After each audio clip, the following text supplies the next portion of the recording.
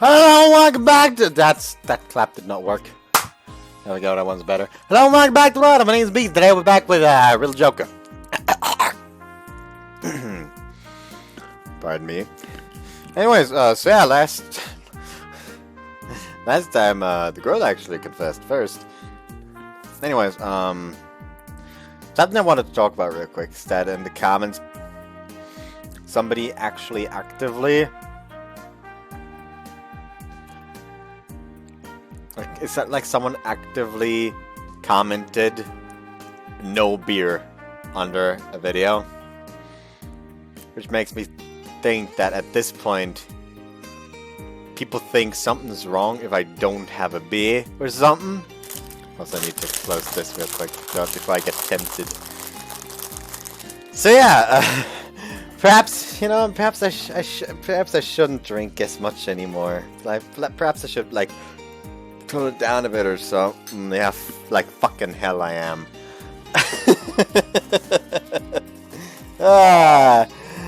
Who said I ever learn? Anyways, anything else I wanted to say? Not really, at least I don't remember right now. Anyways, after school, Nijun offered to help me study, so we came to my room again.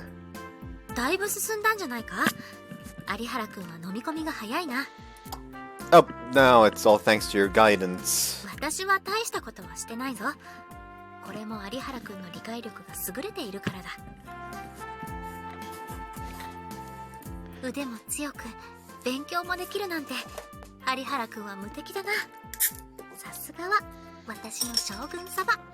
Listen, if you're gonna suck his figurative cock like that right at the start in his room, you might as well suck his actual cock right now, so get on with it. Otherwise, please just stop. You're embarrassing the guy. Huh?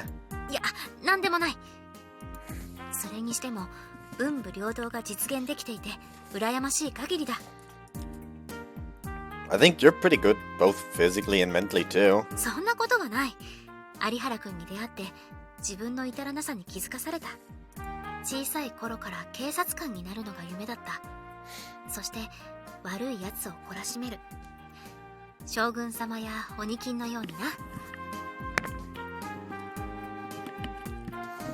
Honest God, I really want this to end with either her actually becoming a police commissioner or something, despite the whole, yes, it's very, very fucking unlikely for her. Or I really want her to just join the SFD. Anyways,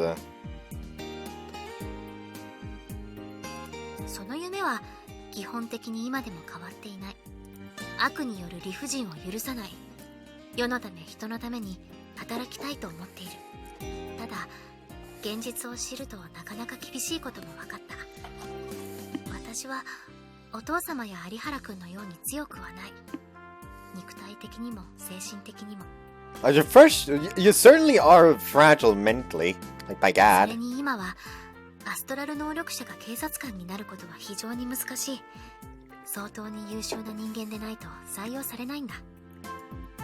Yeah, it seems that way. An Equal Employment Act was enacted for Astrals a few years ago, so it's illegal to discriminate against them because of their powers. But the imbalance is still quite marked in the police force and other special occupations. Her eyes twinkle and she sidles up next to me. Why don't you become a police officer?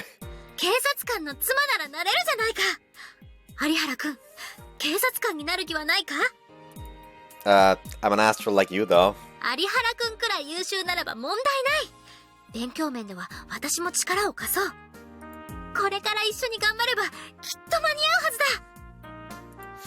She's talking quite excitedly about this plan of hers. Wait a minute, let's put the whole becoming a police officer thing aside for now. Well, you keep talking about becoming my wife. Are you going to marry me?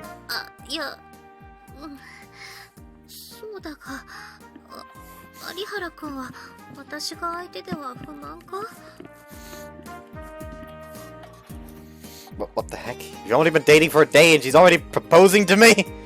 No, that's not what I'm saying. Just mean it's probably a little soon for us to be thinking about stuff like marriage. そうだな。確かに時期尚早だった。すまない。今のは忘れてくれ。でも私は嫌じゃないからな。She glances at me out of the corner of her eye. What an adorable thing.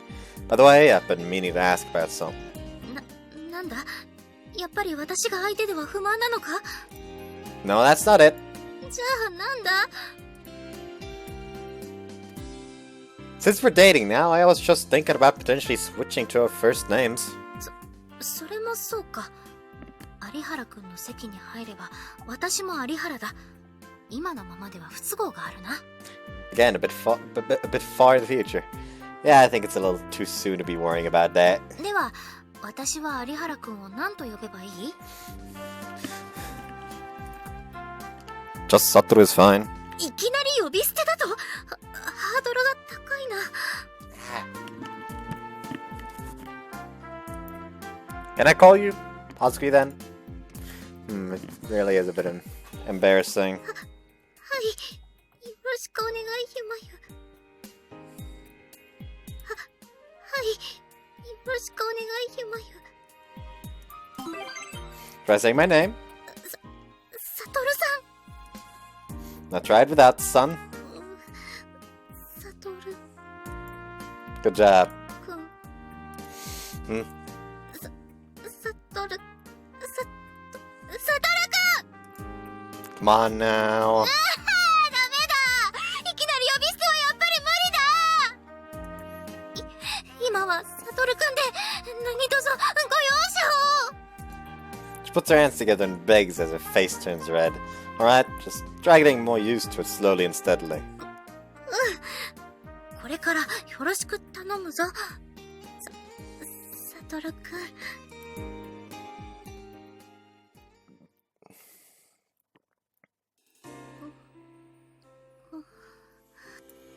She begins dozing off.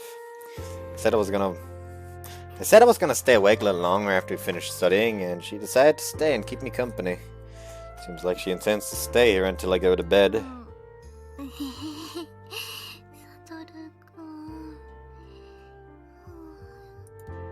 Hey, wake up.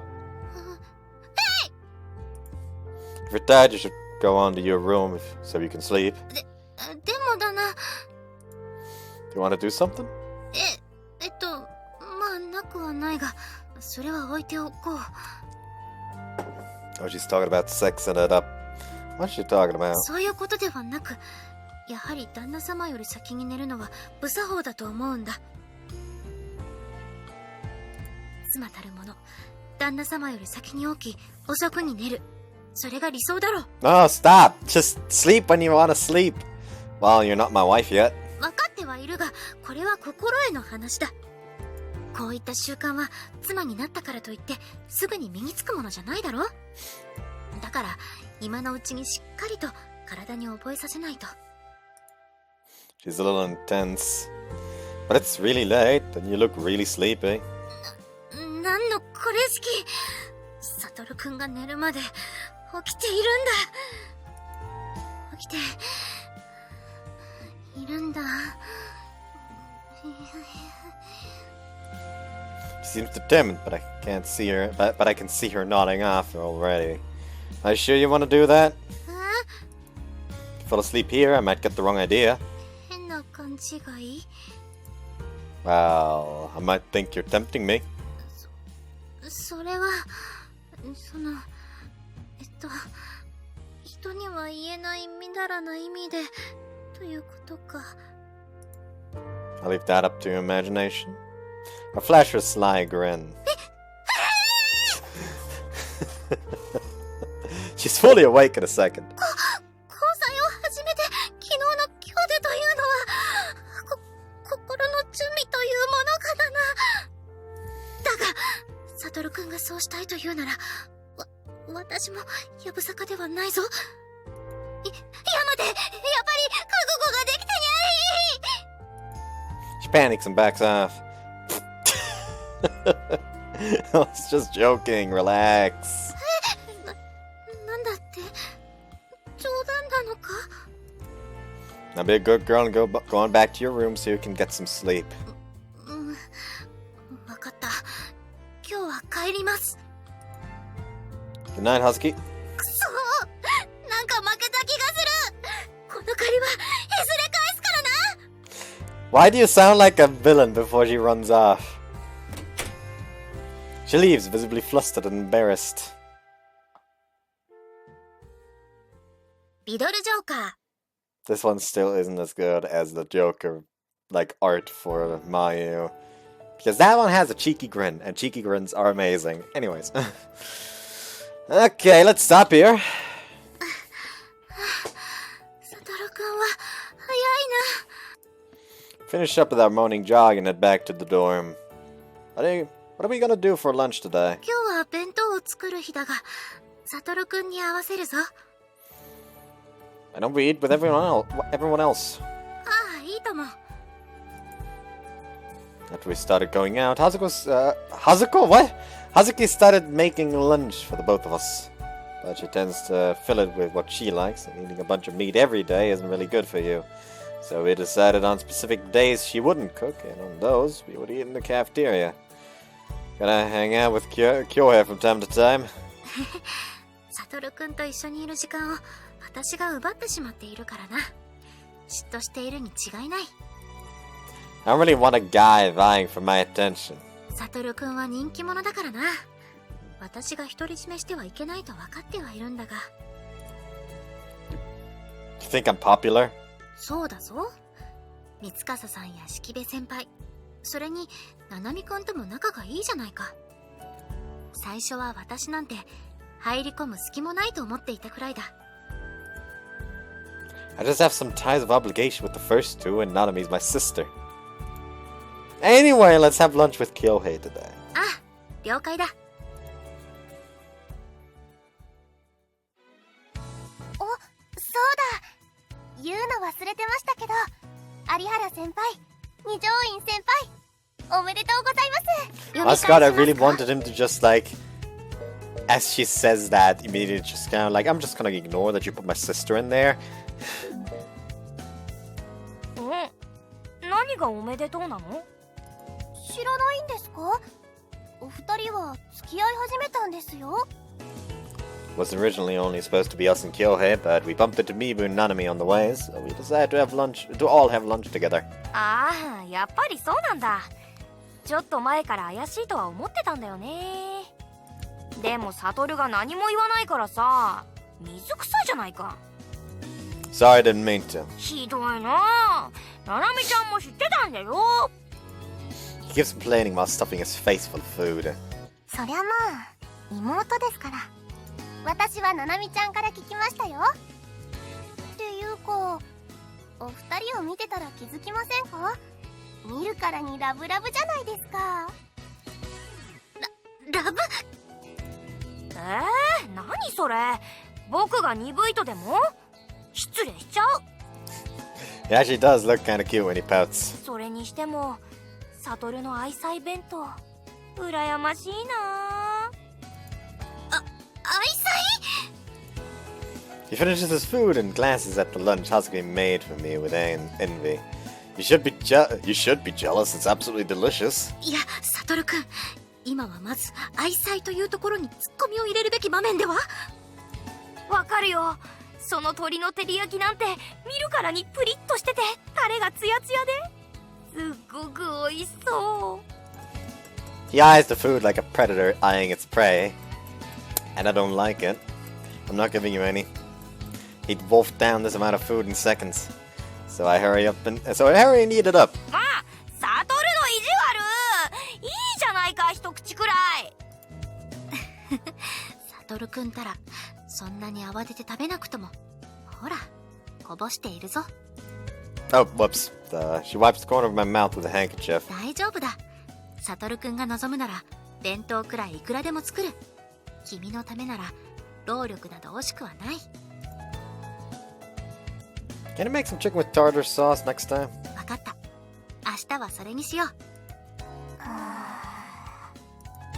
I look around and notice the other three staring at us.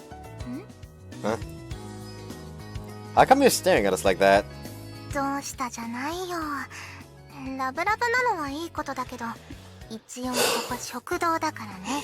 I don't know why, but like I'm not moving my head, but it feels like the distance to the between the monitor and my eyes just keeps changing, and it's fucking me up, and I don't know why it is. Maybe I should just like go to bed or something. 暑い二人がラブラブすぎて周りが溶けちゃいそう。いや、もうなんか恋人を通り越して夫婦、いや親子、まるで母親と子供の会話だよ。サトルくんはお世話されるのに慣れてるから、心底慣れきってるから。まあ私のせいでもあるんだけど、でもあまり二条院先輩に負担をかけないようにね。What do you mean by that? I'm not some big baby. 本当のことでしょ。自分ではお箸も用意しないし。まあ二人とも。Hazuki tries to defuse the bickering before it starts. サトルくんは別に自堕落な男ではないぞ。それは私が保証する。それにこれは私が好きでやっているだけだ。サトルくんのために何かできる。サトルくんがそれを喜んでくれる。これこそ私にとって最上の喜び。She feels more like a servant than a lover, and that is wrong. むしろもっと世話をさせてほしいのだが、サトルくんはこう見えて存外にしっかり者だからな。洗濯や掃除も私にやらせてくれとお願いしたのだが、断られてしまった。どうしたらもっと私に頼ってくれるのか悩んでいるくらいだ。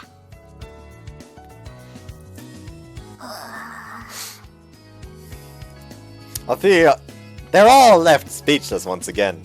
ああ、ここまで恋人に尽くされてるなんて、さすがはサトル、モテモテだね。Not ladies, it's just Hazuki. ナナミちゃんは妹だからっていうのはあるけど、式部先輩だってサトルのお世話がしたいって感じだったじゃない。それに加えて二条院さんもってなればサトルには庇護欲をそそられる何かがあるのかな。サトルくんはかっこいいからな。モテて当然だろう。 I really don't agree with that at all, but she keeps going. きっとこれからもサトルくんを好む女性は後を絶たないはずだ。中には私より美しくできる女性も多くいるだろう。浮気しそう。 Don't even joke about that. 私は別にサトルくんが浮気をしても構わない。 Hold up! What?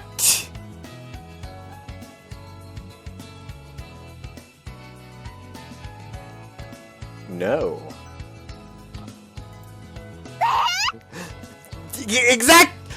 Thanks, Chizuki. I like that. The what?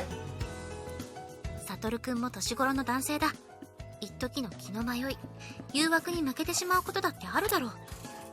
でもできれば最後は私のところに戻ってきてほしいな。 Hazuki? いや、ダメでしょ。絶対ダメ。それはお兄ちゃんも甘やかしすぎです。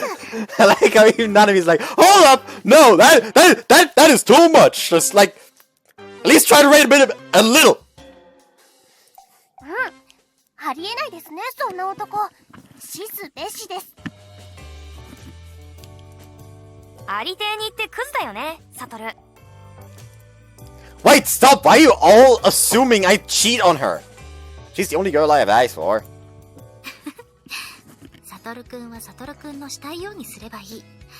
私はただそれに従う。人を信じ、人を愛するとはそういうことだ。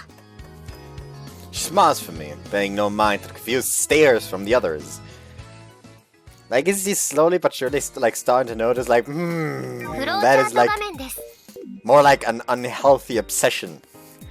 Hazuki, please. I really can't do this myself. いいじゃないか。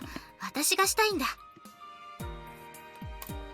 Lately, she's been coming to my room to hang out after school. Today, she declared that she would clean up the room. It's not that dirty. I'll just clean it on the weekend. 私はサトルくんのために何かできることが嬉しいんだ。なのに、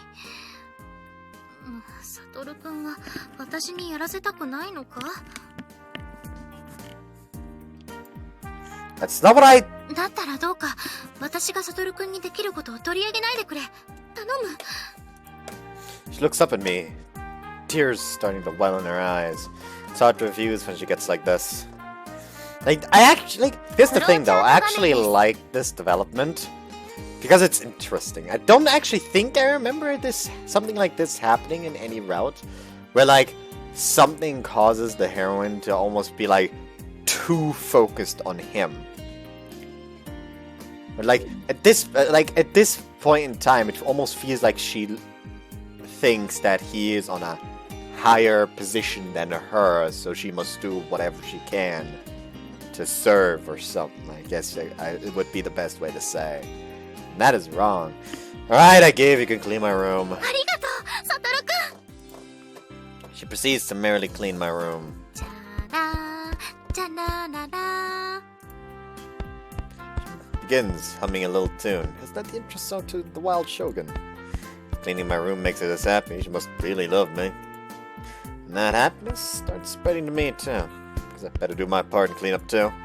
I go to make my bed when... Spider. Hazuki! I turn around, I see Hazuki sitting on the floor surrounded by a number of books and DVDs. Are you okay? すまん。 Oh. 上の方の埃をはたこうとしたら力が余って落としてしまった。 Is there gonna be some porn near her now? You're gonna let me take care of those high to reach places. I lend her a hand and help her up. サトルくんの大切な本が。 Don't worry about those. Are you hurt anywhere? 心配してくれてありがとう。直撃は免れたから大丈夫だ。でも本はともかく DVD などは落として壊れでもしたら大変。 She picks up one of the DVD cases scattered on the floor.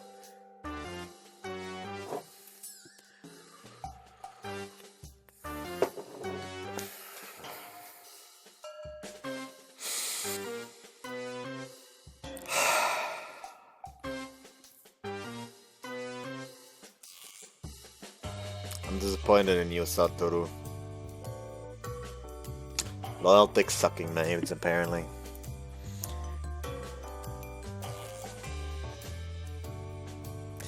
Fat titties and fat asses, submissive martial arts girls.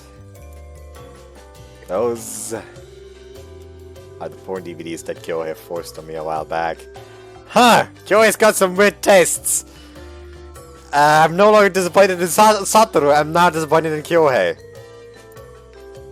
But what? I can explain. Those aren't mine, they're Kyohei's. いや、大丈夫だ。気にしなくていい。 She simply blushes and tells me not to worry. Her reaction is a bit unexpected. But I thought she'd scream at me, berating me for owning such degenerate items. 規則違反だが、サトルくんだって男の人だし、こういうものに興味があることはおかしなことじゃない。 Look, they're not mine. I just told you that. むしろ私だって。 Huh? いや、なんでもない。 She hands the DVDs to me quickly. ご奉仕系に爆乳。もしやサトルくんはそういうのがお好みなのか？ For the last time, no, I didn't buy these. じゃあどんなものが好みなんだ？ I don't think we should be discussing my fetishes right now. 別にサトルくんが言いたくないなら言わなくていい。ただ私はサトルくんが特殊な性的思考だったとしても答える覚悟があるとだけ伝えておく。 Can we not talk about this? I literally had a discussion earlier in the Discord server about how somebody was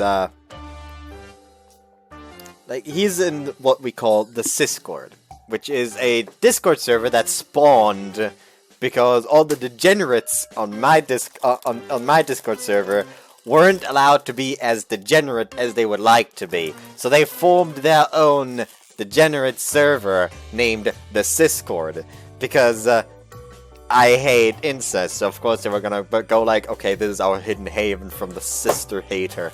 So the Syscord it is. And there was some stuff going on that, like, even that guy we were talking to was very distraught about. Like, what the fuck, help! I feel unsafe. Kinda. Which led to some talk about, like, some guy who likes Guro. So yeah, no, no, no, no.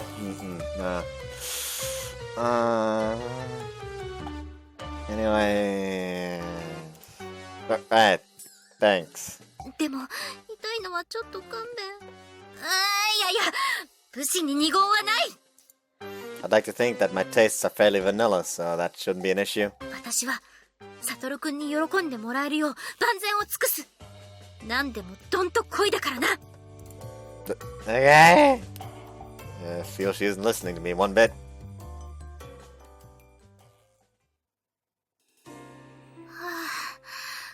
これでだいぶ綺麗になったな。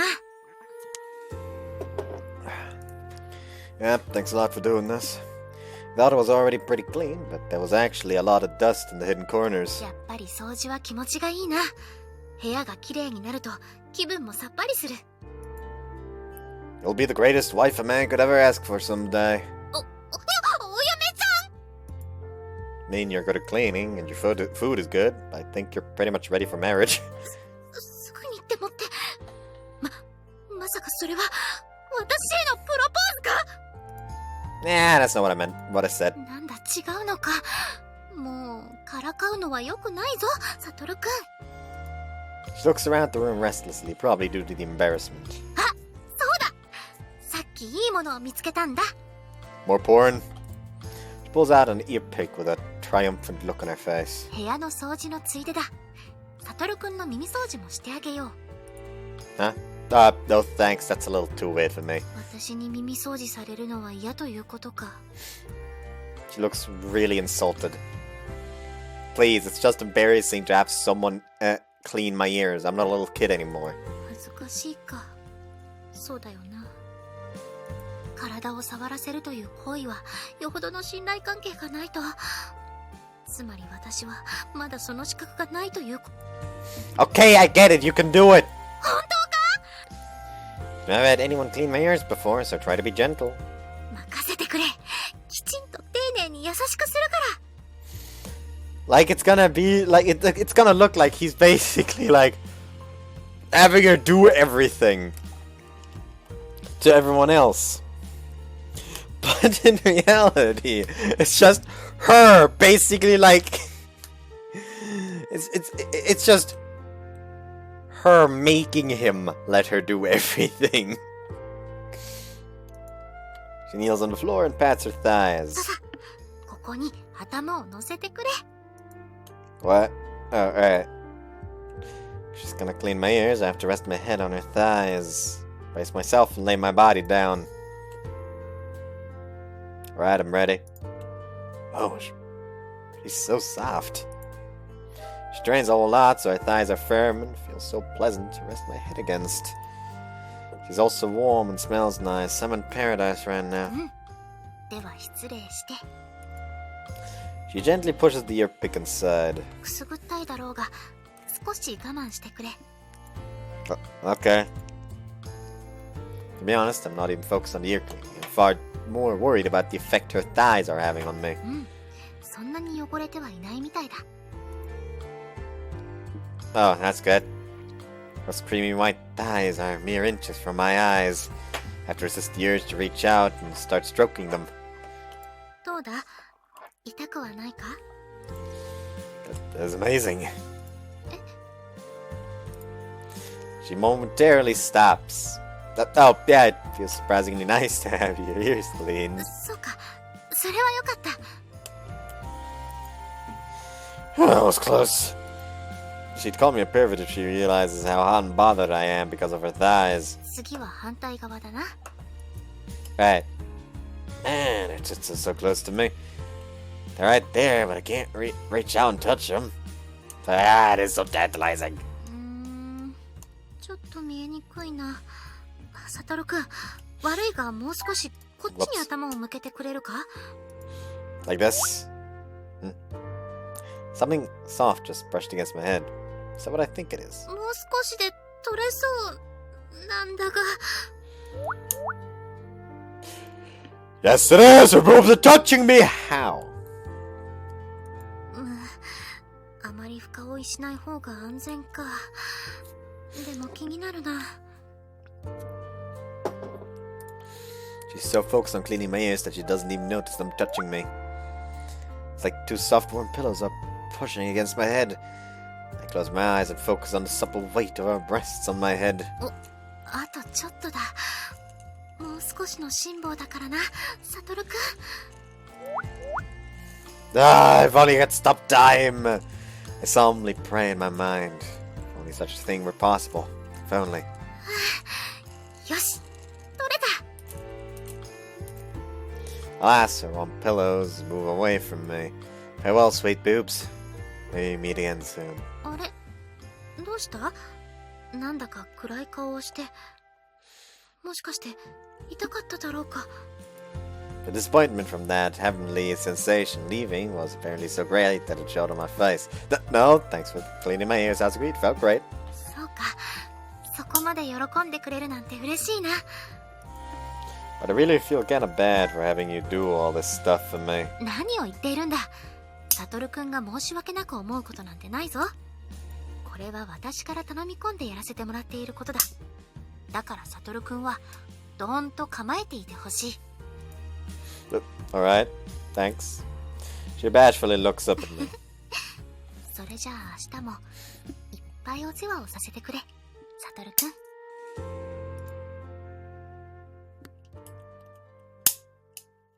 リドルジョーカー。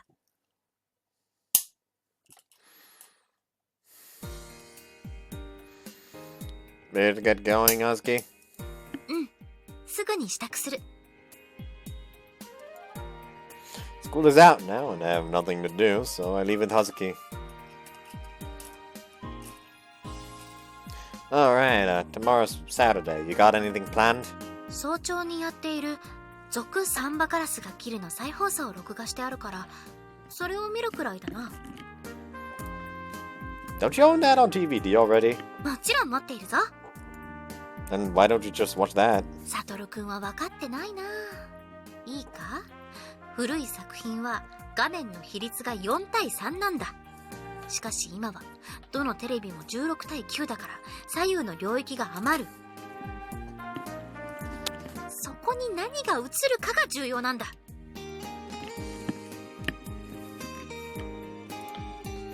I'm still confused, I'm afraid to say. 再放送だと左右の余った領域に番宣や明日の天気が映ったりするだろう。 I guess so, what about it? 今日今この瞬間放送しているんだというライブ感があるじゃないか。 I mean, those shows take place in all time periods, so I'm not sure realistic. I mean, these shows take place in all time periods, so I'm not sure realistic is the word. なぜだ。サトルくんなら分かってくれると思ったのに。 All I know is that her passion for these shows is really strong. 明日は録画した再放送を一緒に見よう。サトルくんには再放送のライブ感を理解してもらわないとな。 It's Saturday, Hazuki. Do you really want to spend our weekend watching TV? Let's go out somewhere and do something. 何か用事でもあるのか？ Well, not really, but we're a couple now, right? あ、そうか。つまり、恋人同士のデートってことだな。 Yep. うん、確かに年寄り臭く再放送の時代劇など見ている場合じゃないな。 I mean, we can watch it if you really want to. いや、ここは若者らしく二人で出かけて写真を撮ったりシーサイドバーに行ったりしよう。 Fellow youth. そしてその後は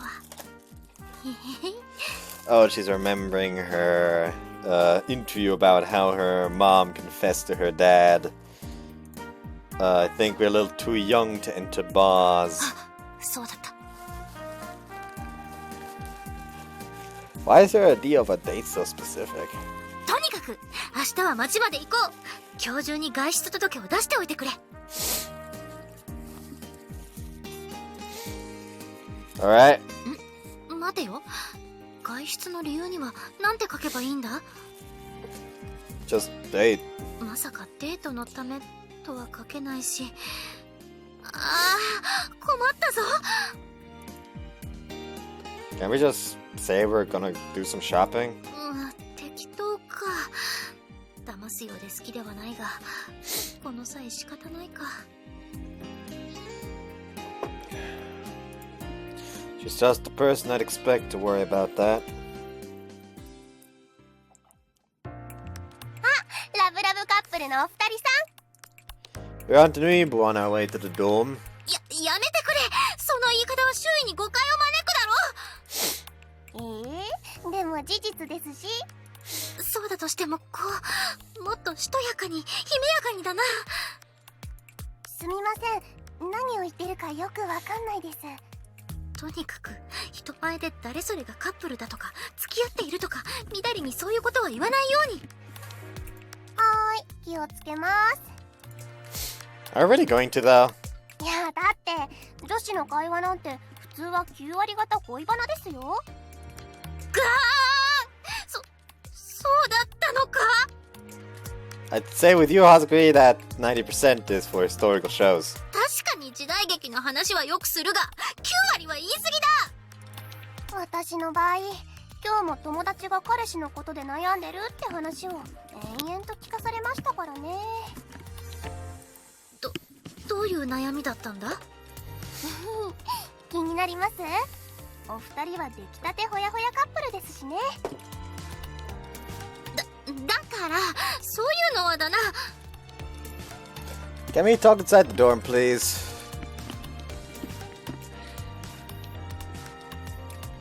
それでどういう悩みだったんだ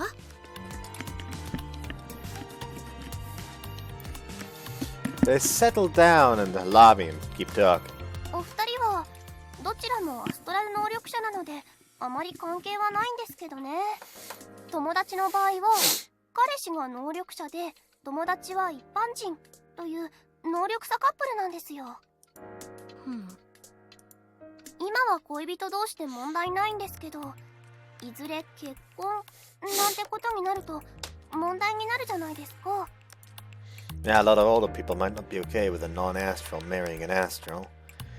The younger generation is generally very accepting of astrals, but their parents, on the other hand, are still a bit intolerant. A lot of them would be disgusted if their grandchildren turned out to be astrals. 別に能力は遺伝するわけではないのだが、ひどい偏見だ。そうなんですけどね。心情的に納得できないんでしょう。 Despite the progress that modern society has made, there's still plenty of people that judge based on their bigoted worldviews and perceptions. Try not to look at America. That's especially true of the older generation, since they grew up in different times. でまあ、そういう要素があるとお互いに踏み切れないところが出てくるじゃないですか。踏み切れないとは何をだ？だからそのエッチなこととか？バカ！それは学生がみだりにしていいものじゃないだろう。もしかして二条院先輩って婚前交渉は一切ダメとかそういう主義の人なんですか？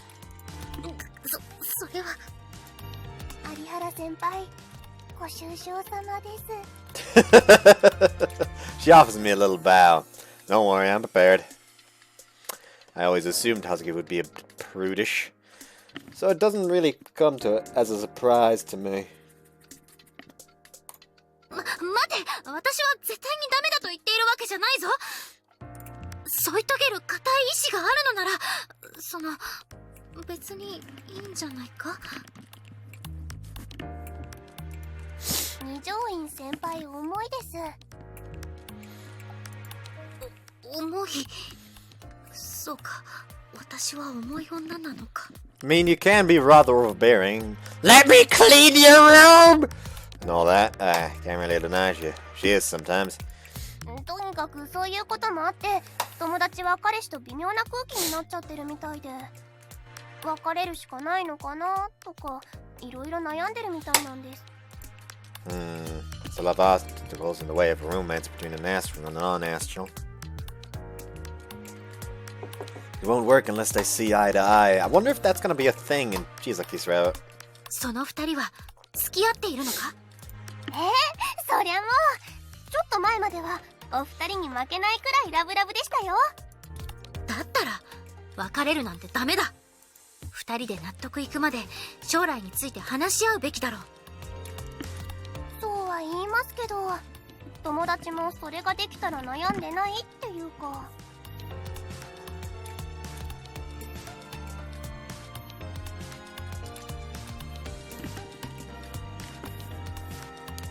だったらその友達と彼氏を私のところへ連れてきてくれ。私が間に立って話をしよう。でもそこまで二条院先輩に頼るわけには。私としてもむやみに人のプライベートに立ち入るような真似はすべきじゃないと思う。だが二人は付き合っているんだろ？二人の未来がかかっているんだろ？ならば尻込みしている場合ではないのではないか？私への遠慮ならいらないぞ。きちんと時間を作って話をしよう。She seems really serious about this. 二条院先輩、すごい責任感ですね。いや、別に責任感とかそういうことではないんだが。I think she just wants to help others and doesn't want to let an opportunity to do so slip by. そんな感じだ。さすが彼氏さん、彼女のことは何でもお見通しってわけですか？ It's kind of embarrassing when she puts it like that. わかりました。そういうことなら友達にちょっと今の話をしてみますね。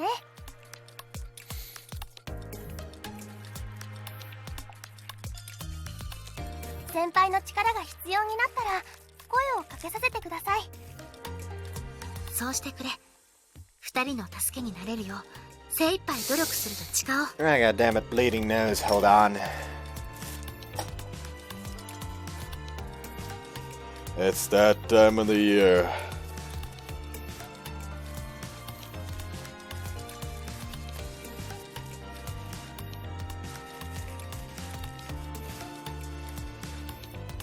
Guess you'll just have to live with the fucking tissue on my nose. Yeah. Or... Yep. That's enough to warrant the tissue.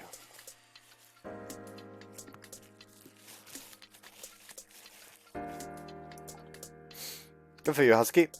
でもどうして二条院先輩はそこまでするんですか？ Maybe a new one.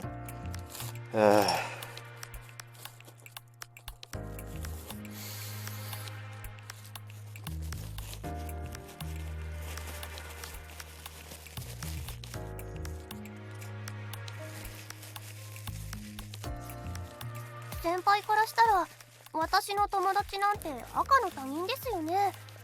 先輩に何の得があるんですか？得なんてなくてもいいんだ。困っている人がいて自分が力になれるのなら手を貸す。それが私の矜持だ。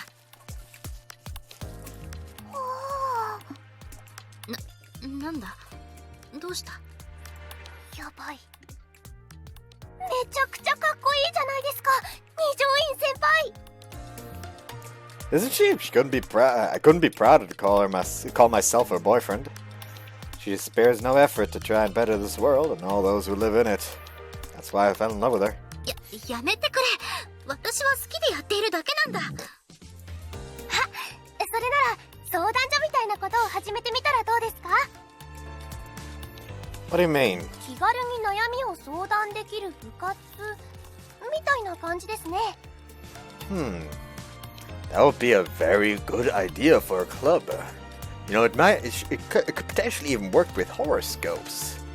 I guess it would be somewhat like a cult club. That you're good. You could abbreviate it to the OC even. Have I beat you over the head with a baseball bat that says reference enough yet? Anyways, I think the Academy's counselors already. いやー、カウンセりが高いんですよね。あれって相談すると全部記録に残っちゃうんです。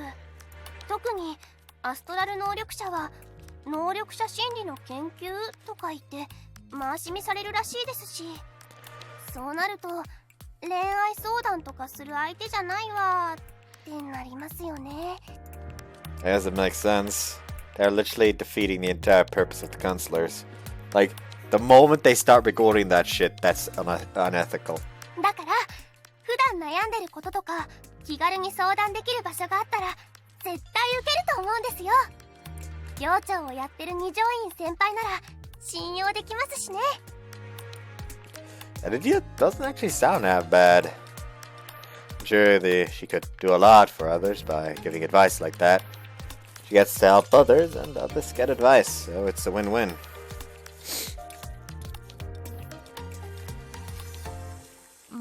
それはどうだろうか。 Don't like it? 困っている人がいれば力になりたいとは思っている。だが相談所なんて始めたら一部の人間から調子に乗っている、出しゃばっているなどと言われるだろう。そんなの気にすることないと思うんですけど。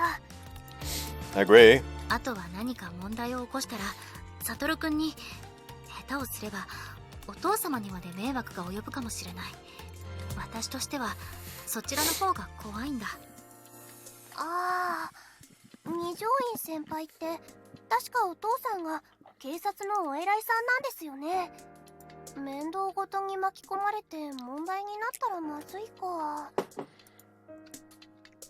Just like Hazuki says, she should avoid potential problems if she can. But then what about her own wishes? Would she want to do this if she could? まあ先ほどの友達に限らず、相談相手が必要な時は気軽に声をかけてくれ。わかりました。ありがとうございます。 Whoops. リドルジョーカー。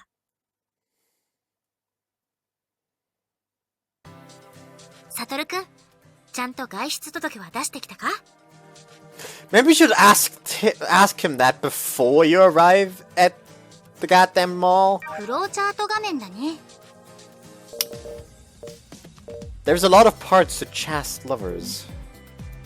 Of course, Saturday's finally here. Since we decided to go on a date, we're at the shopping mall now. This place really gets packed on the weekends, huh? 遊び場所が少ないからな。ここなら何でも一通りは揃うし、買い物がてらやってくる人が多いんだろう。Is there anywhere in particular you want to go? いや、大丈夫だ。サトルくんに合わせるぞ。Let's walk around some then. Hazuki? どうした？ Why aren't you walking beside me? She's been staying at least half a step behind me for a while now. 恋人とはそういうものじゃないのか？ I don't really think so. How am I supposed to talk to you if you're behind me? だが、往来を行くときは旦那様の半歩後ろを歩き、男性を立てるのが女子のたしなみだと聞くが。 What century are you living in? Women don't do that anymore. そうなのか？ Just relax. You don't have to worry about those proper manners or whatever. そうか。それがサトルくんの望みなら従おう。 She looks discontent, but at least now she's walking alongside me. You're too tense about these things. Just do what you want. 私のしたいように。ならば、お願いがある。できれば、全乙女が夢見るラブシーンシチュエーションランキング第5位に入っていた、あれをやってみたい。You and that ranking thing. So what is this number 5 thing? 腕組みだ。サトルくん、腕を組んで歩いてみたいんだが、いいかな。 Sure, fine by me. では失礼して。 She bashfully wraps her arm around mine. 意外としっくりくるな。後ろにいるよりサトルくんが近いし。 Can't stop focusing on her boobs touching my arm while we walk, but I have to pretend like everything's alright. So, when are you gonna finally explain what that ranking you keep bringing up is about? 全乙女が夢見るラブシーンシチュエーションランキングのことか。 Yeah. これはだな。女の子が憧れる男女の触れ合いシーンの統計を取ってまとめたものだ。お姫様抱っこに始まり、壁ドン、後ろハグ、頭なでなでなど、乙女なら一度は夢見る、それは素敵なラインナップなんだ。 Well, she has had the first place done to her. However, Mayu, I think she had the third one done to her? I know she had the first and the fourth one done to her.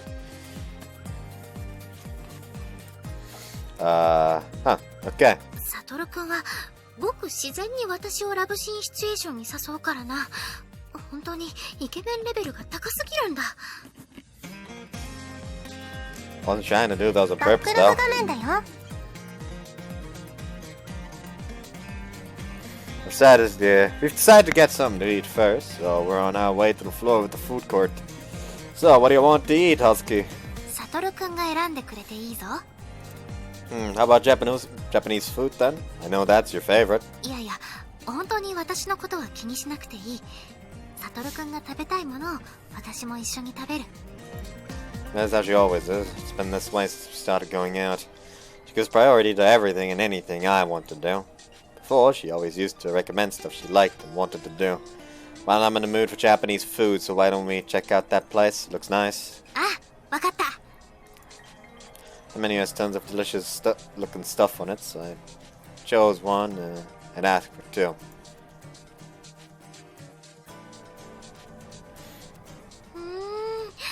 美味しかったな。やはり和食は気分が落ち着く。 After finishing, we leave the restaurant. See? I knew that's what you wanted. いや、サトルくんが洋食がいいと言えば、私は合わせたぞ。 During the meal, she'd fill my plate, make sure to pour soy sauce over my food, ask me to change table napkins every 3 minutes. I know she does it out of love, but still. Really can't relax when she fuzzes over me like this for everything. Is there anywhere you wanna go? 私は大丈夫だ。サトルくんの行きたいところについていくぞ。 I don't really have anywhere I wanna go.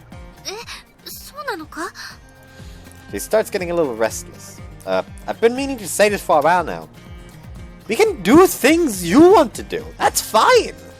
それはダメだろう。この身を捧げる覚悟をした人間がわがままを言うなんて許されないことだ。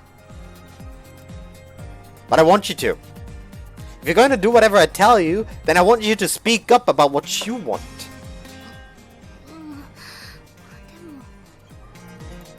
も I want to know what you're interested in doing, what you want me to do for you, things like that.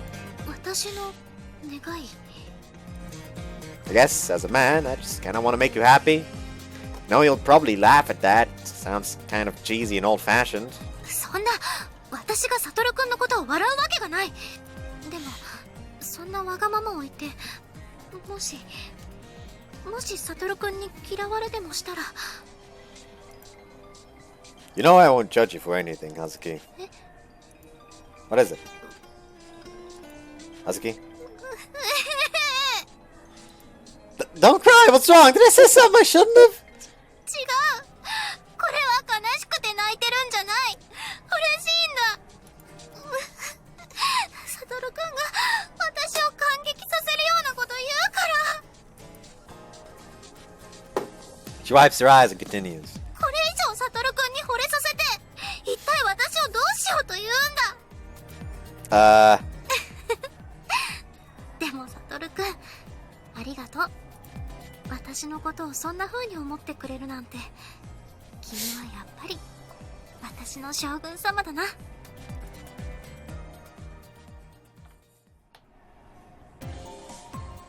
You continue to wander around the mall, arms linked.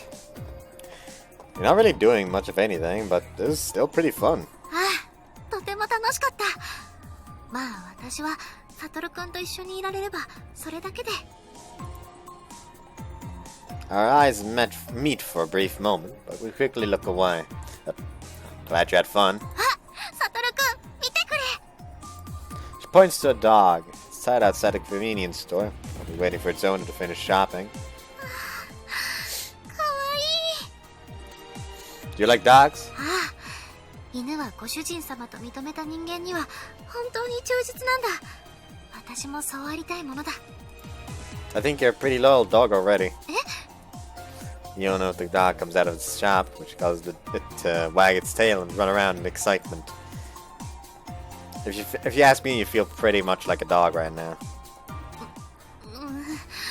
私はあんな風に抱きついたりペロペロしたりはしないと思うのだが。 Let's change that. Wait, what? But not in that sense. I mean, the way you try so hard to do everything for me. I think it's really cute. かわいい。そうか。じゃあ。ワンワンなんちゃって。Hazuki? サトルくんが可愛いって言うから真似をしてみたんだが、どう？ It was really cute. よかった。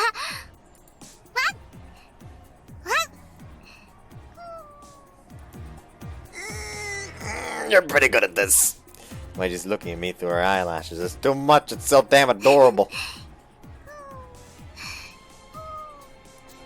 She pretends to wag her non-existent tail. Alright, I'll play along. Hazuki, pull. Hold out my hand and she immediately puts hers over top it. You're currently in a populated space! There are people watching!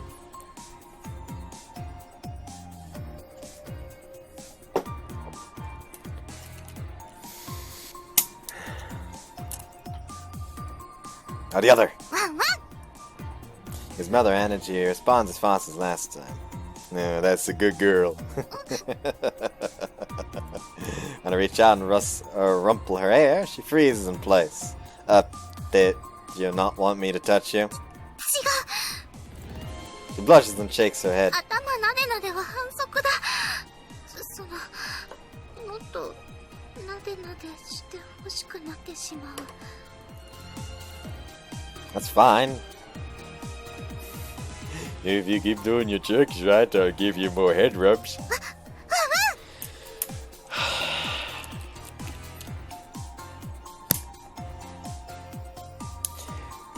Think about the fact that you are in public, please. The easiest way for someone to assassinate me is probably just secretly swapping out one of these guns for an actual gun. Paul Hazuki! Way to go, girl. Alright, now let's try doing both, one after the other. Good girl. 読み返しますか？ Good job, girl, I mean. Man, this is bad for my heart. This close to hugging her like I would a puppy.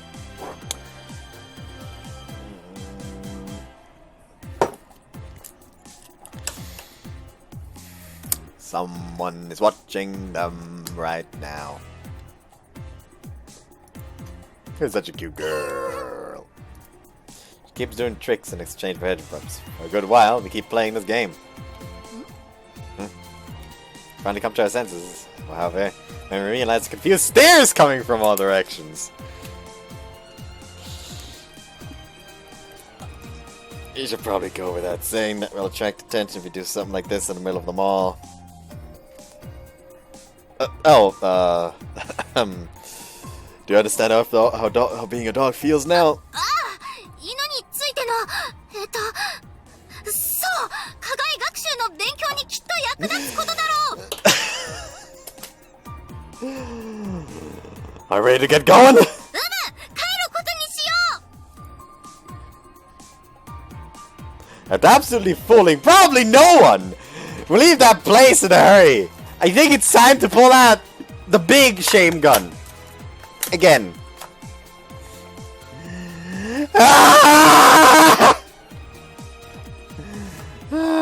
It's been a while since I pulled out this one.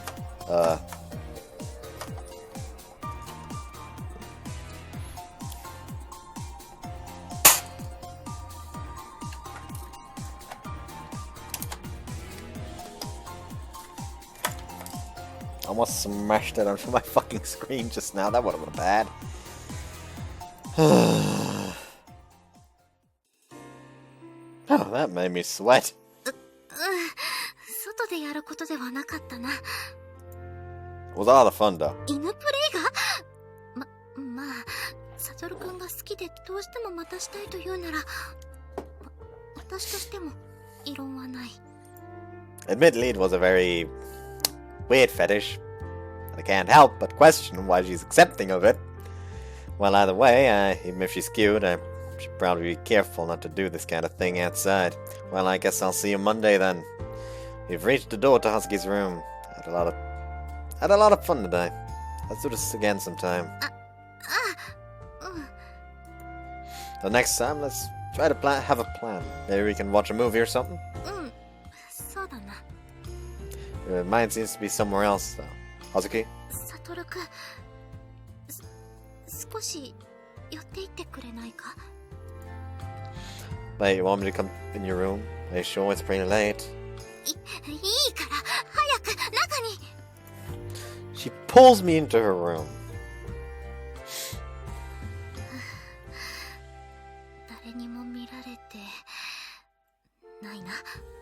よし。 She cracks open the door and surveys the situation outside. As she turns around, her face is mere inches from mine. Huh? Ah! Wasn't there a Lena voice line where she just said like "Chikai desu yo" or something like that? お気に入りボイスだぞ。 Sorry, I just need to.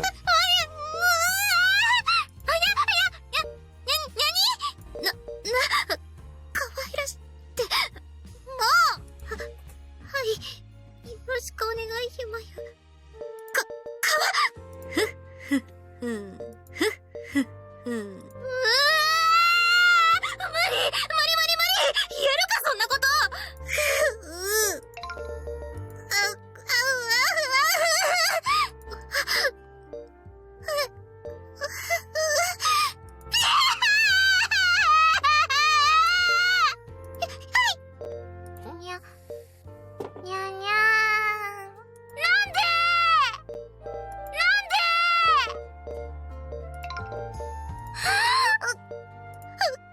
すまない。磨いて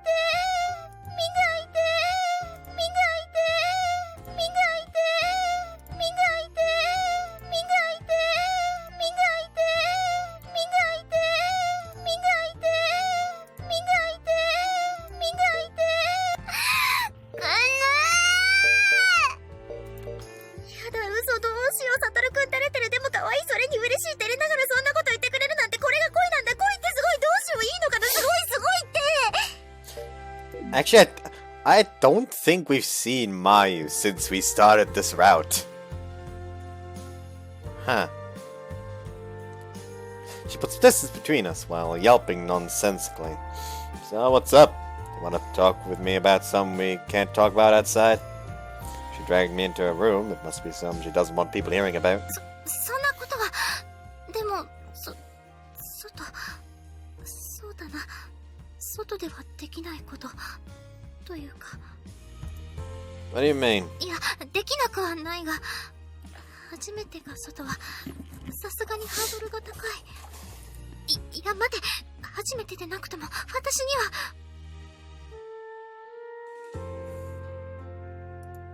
Okay? I don't know what she's talking about. サトルくんはさっき、私もわがままを言っていいと言ってくれただろ？ Right? だから、今から私は、わがままを言おうと思う。でも、こんなこと私から言ったら、サトルくんに惹かれるかもしれない。 Why don't you tell me what it's about first? Like I said, I won't judge you for anything. Try to speak as softly as I can, but she only gets more and more nervous. 受け止めって、それは、だから、でも、そうだな。いつまでもこの状態では、生殺しも当然であるわけだし。The suspense is killing me. What in the world does she want? If I was a serial killer, my name would be the suspense. So as I stab my victim, he's going to scream, the suspense is killing me, and then we're both going to laugh, and then he's going to die. I stole that joke, by the way. I won't tell you from where, mainly because I don't know from where. サトルくんは私のことを魅力的だと思うか？ Huh? Well, yeah, of course. 本当か？友人としてではなく、恋人として、女としてだぞ。Yeah, so? Huh? だってサトルくんは私に自分から触れてこようとしないし、私ばっかりサトルくんに近づきたくて、よこしまな妄想が浮かんでは頭から離れなくて。 Is she talking about what I think she is? Relax, Hazuki, you're not the only one having sexual thoughts. エッチなこと私はそんなこと考えてない。いや、嘘はダメだな。正直に言おう。私はエッチな子だ。 Oh, I'm so surprised. What, you want me to lie? ずっとサトルくんに抱きしめてもらいたい。その先に行きたいと思っていた。 Hazuki. でもサトルくんはいつも冷静で、そんな素振りを見せたことなくて、私ばっかりサトルくんのことを欲しがってるみたいで、不死だらに思われたらどうしようって。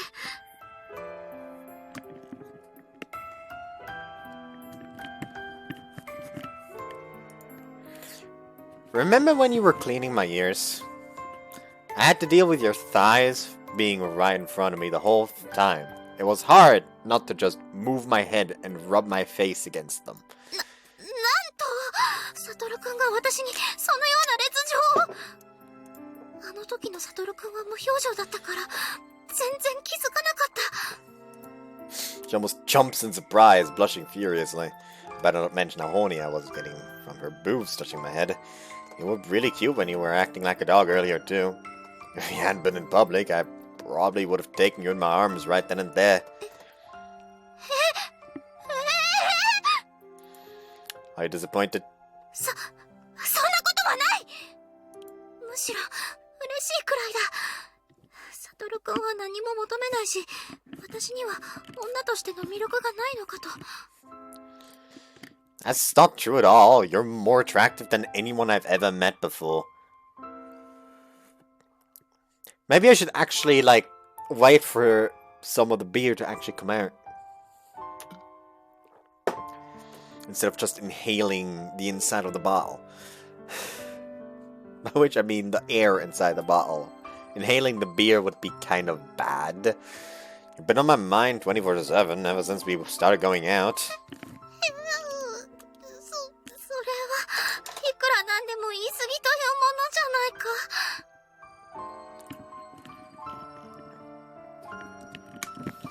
Well, aren't you happy that we're both on the same page? 違わない。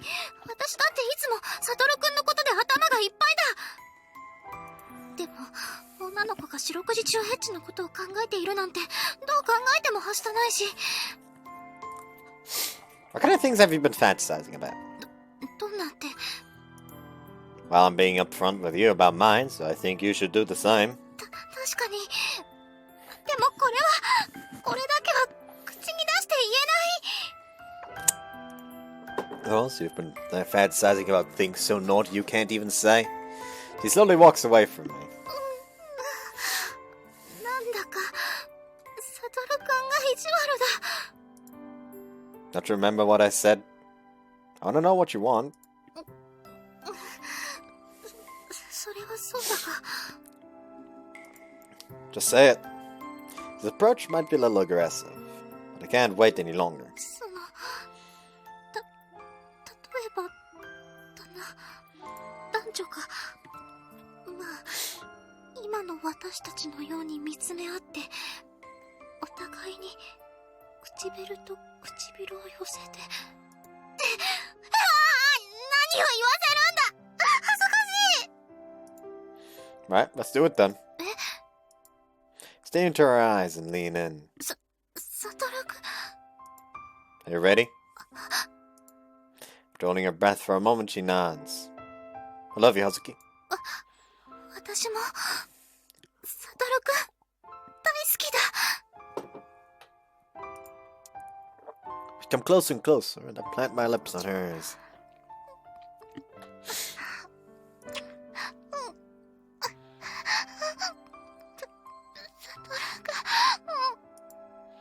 She holds on to me tightly, as if the sensation were about to sweep her away.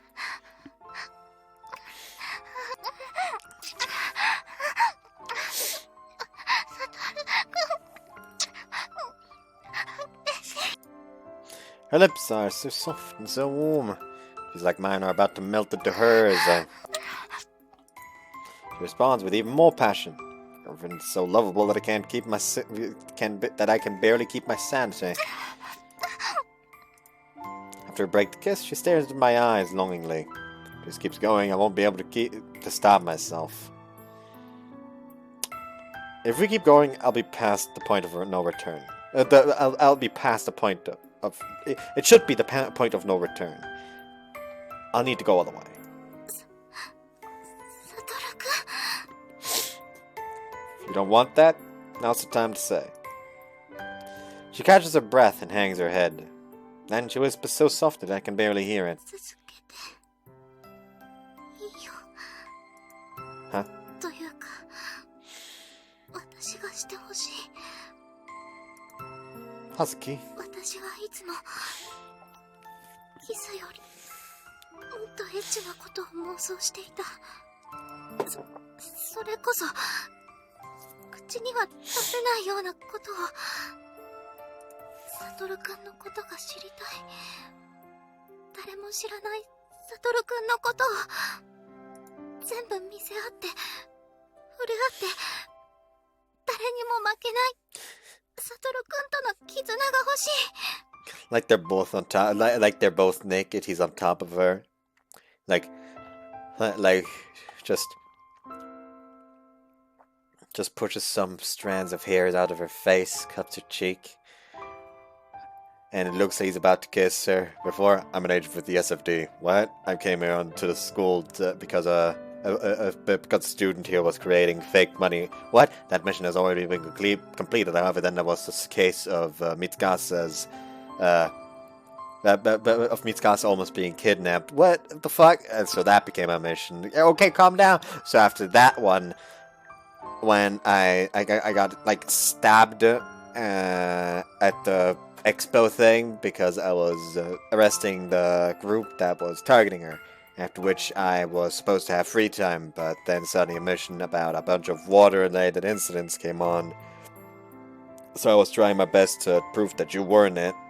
And he just like keeps gushing about like all the fucking all the extremely fucking classified information he's never to share with anyone. And Hazuki just gets increasingly more confused. Are you really sure? 心の準備は He's embarrassed but resolute. Wanna know you too? Wanna know all of you? I kiss her once more and gently push her down onto the bed. サトルくんお願いがあるんだが Sure, what is it? そのだな電気を消してくれないか明るいままだと丸見えで恥ずかしい Oh, okay. It is our first time. I'd like to see her body clearly, but I should respect her wishes. This is good. Light now dimmed, I gently put my hands on her clothes. And then they fucked! リドルジョーカー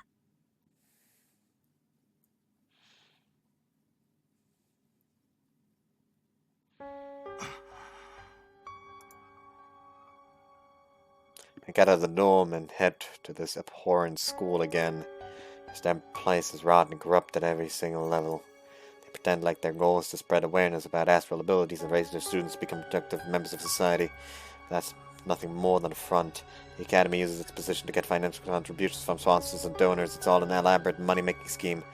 And we're the zoo animals they use to keep the curious onlookers coming and dumping cash in their pockets. It's the only reason they're willing to admit people with problematic pasts are those with these unique astral abilities. We're just tools to them. What does the school even do for the students it uses to fleece money out of its donors?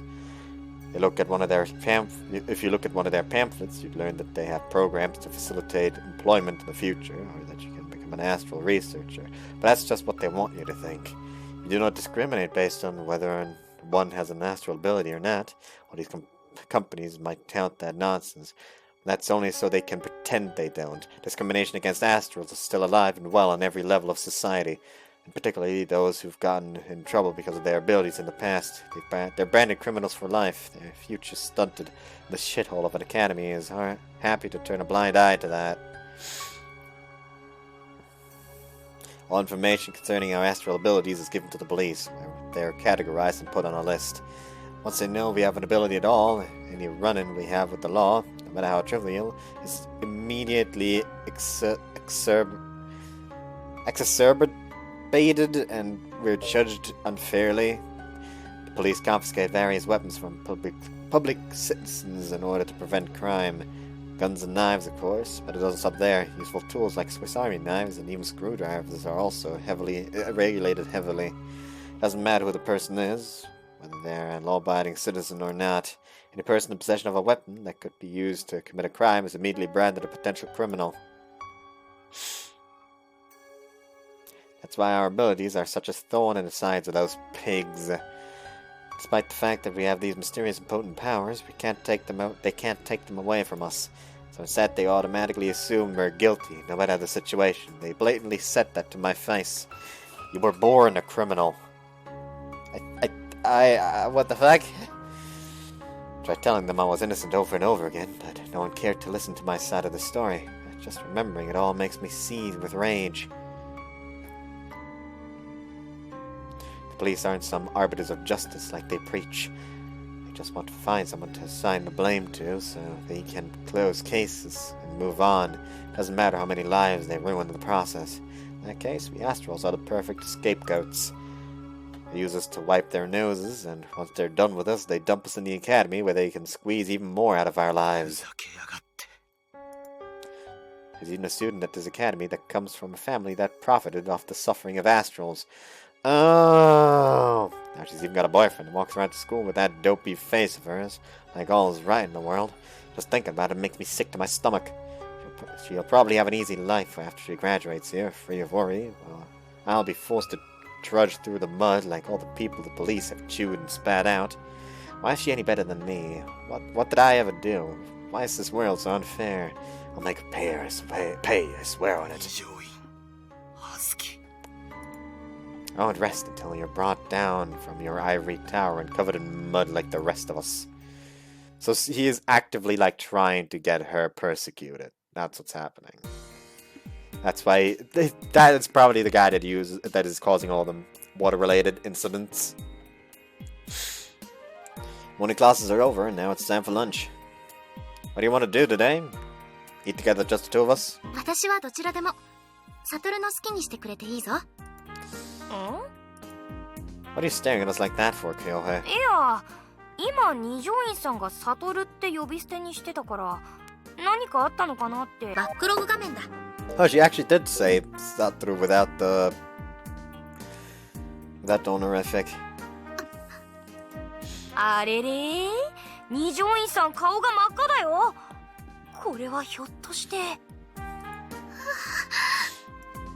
She's not doing a very good job of hiding this. スオくん。 Like Isaac just go over there, just like grabs him by the shoulder.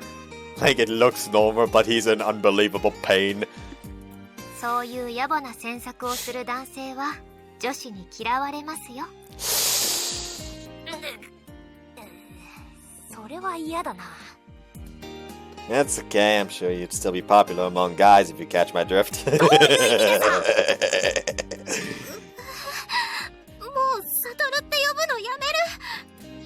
You can call me that if you want. Don't let it embarrass you. ごめんね二条院さん、そこまで気にするとは思ってなくてさ。いや、いいんだ。取り乱した私が悪い。悟との仲は恥ずべきものではないんだから、対戦と構えていればいいんだ。そうだろ？ I think you're pretty cute when you get embarrassed, though. 私にどうしろというのだ、悟のバカバカ。うわ、何この二人、甘すぎる。Are you gonna eat with us, by the way? 食べないよ。こんなバカップルと相席なんて独り身には拷問すぎる。バカップルとは？まあ、お邪魔だろうし、僕は一人で食べるよ。じゃあね。At least that another word said. ひょっとして私たちはバカップルに見えているのだろうか。少し控えた方がいいのかもしれない。Nah, it's not like we're doing anything bad. I don't see the need.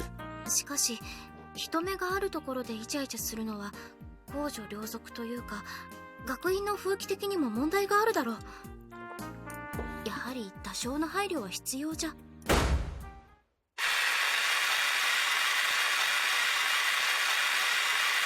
That actually spooked me. フローチャート画面ですね。 Mini terrorist. I hear an explosion sound nearby and white blurs of something appear around us to warp the surrounding air. Hazuki! I immediately cover her and turn my back to the sound. 何が起こった？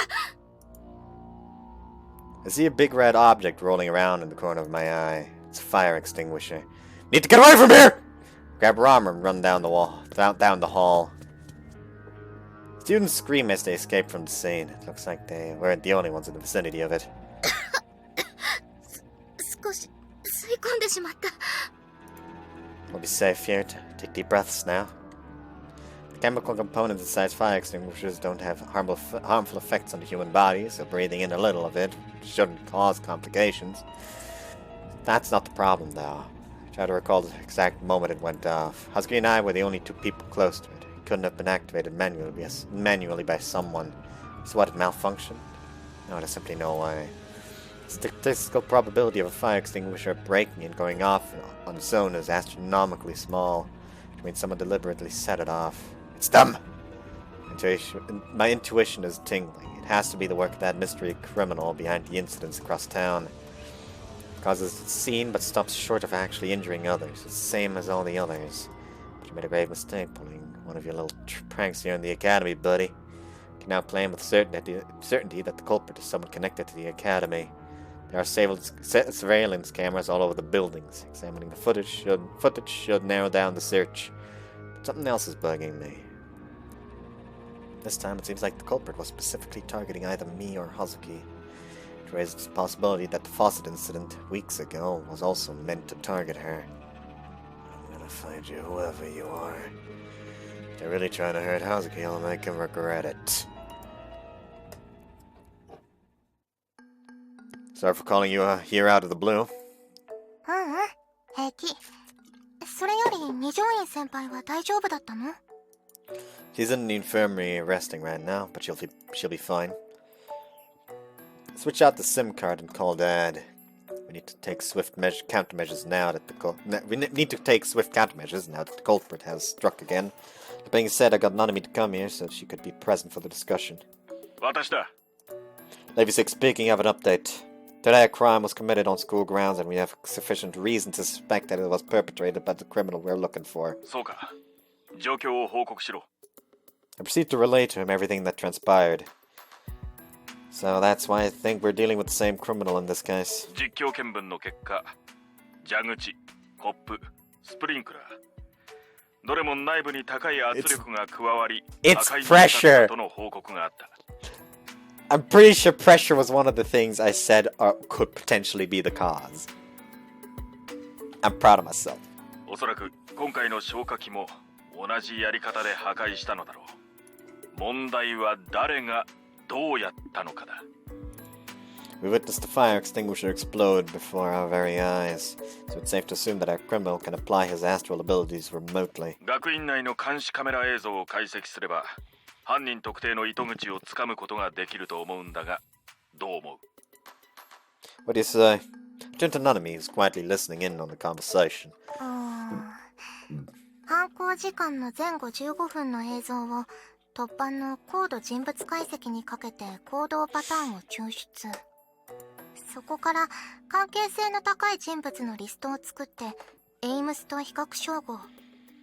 これで容疑者は10人以下に絞れる。あとはアストラル能力を見ながらそのあたりで追跡調査をかければって感じかな。Every nine says it'll be done. ちょっとお兄ちゃん、それ要約しすぎじゃない？ I can leave all the nitty-gritty work to Nanami. The important part is that we have the tools to narrow down the suspects. こちらで準備する必要があるものは？映像データを手に入れたら解析をお願いします。分かった。